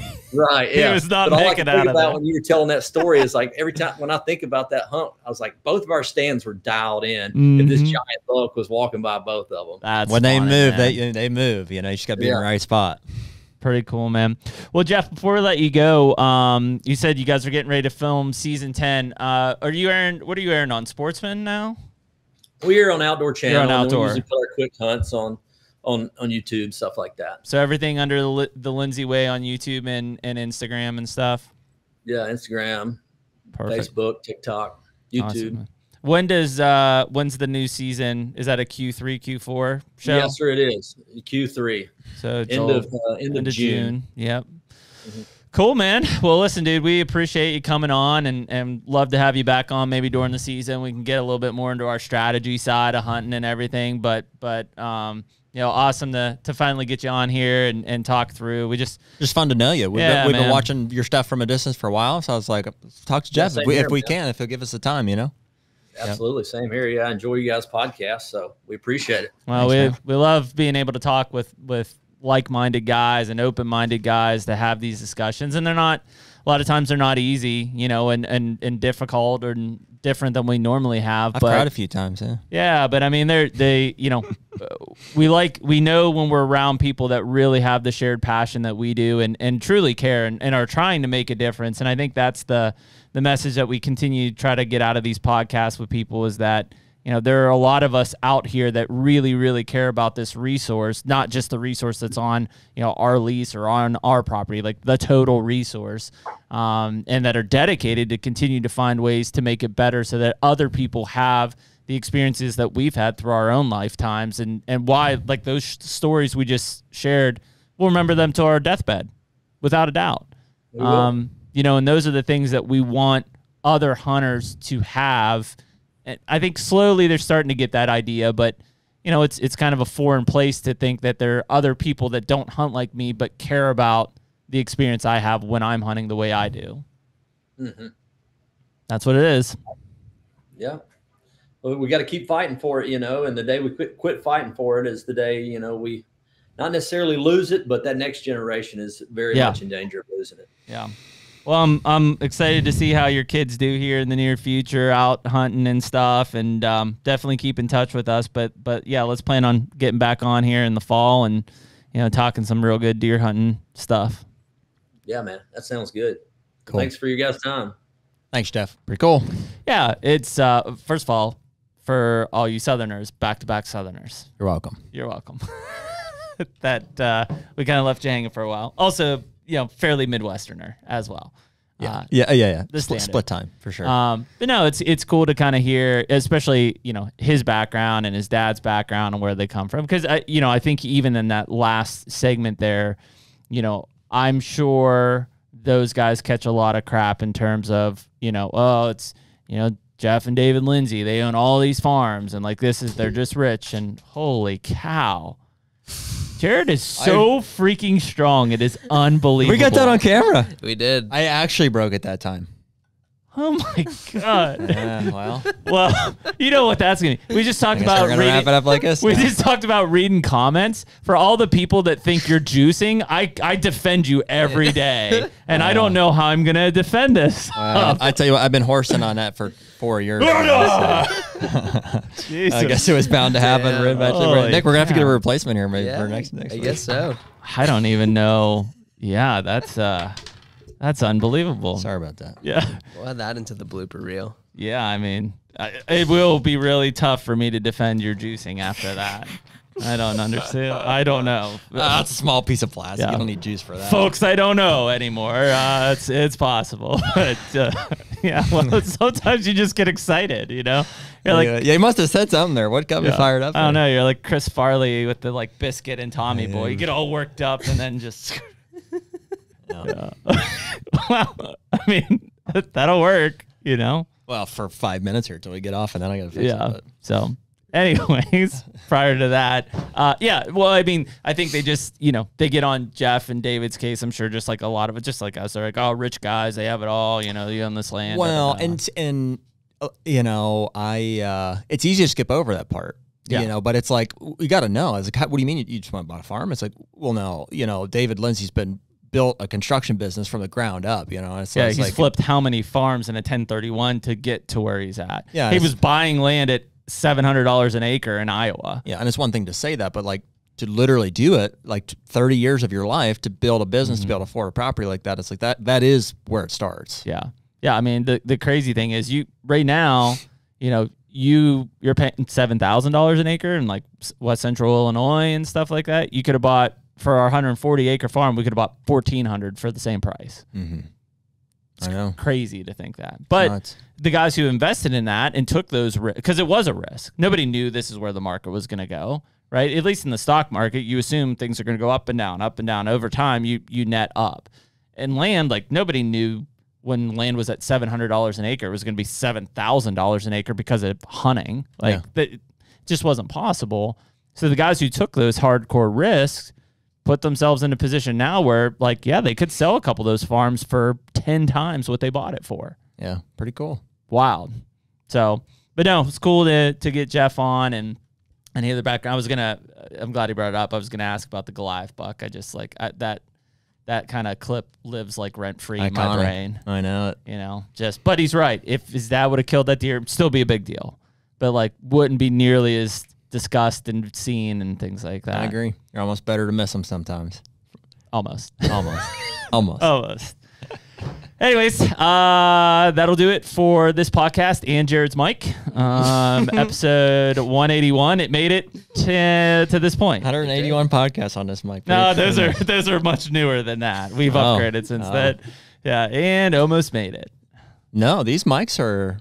I know the stands we replaced, but the mics are. Are they? These are OGs. Are they OGs? Yeah, these were like episode 5 maybe. Okay.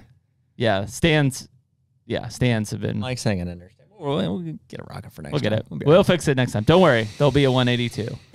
And yeah, we'll see you next week. Later. Take me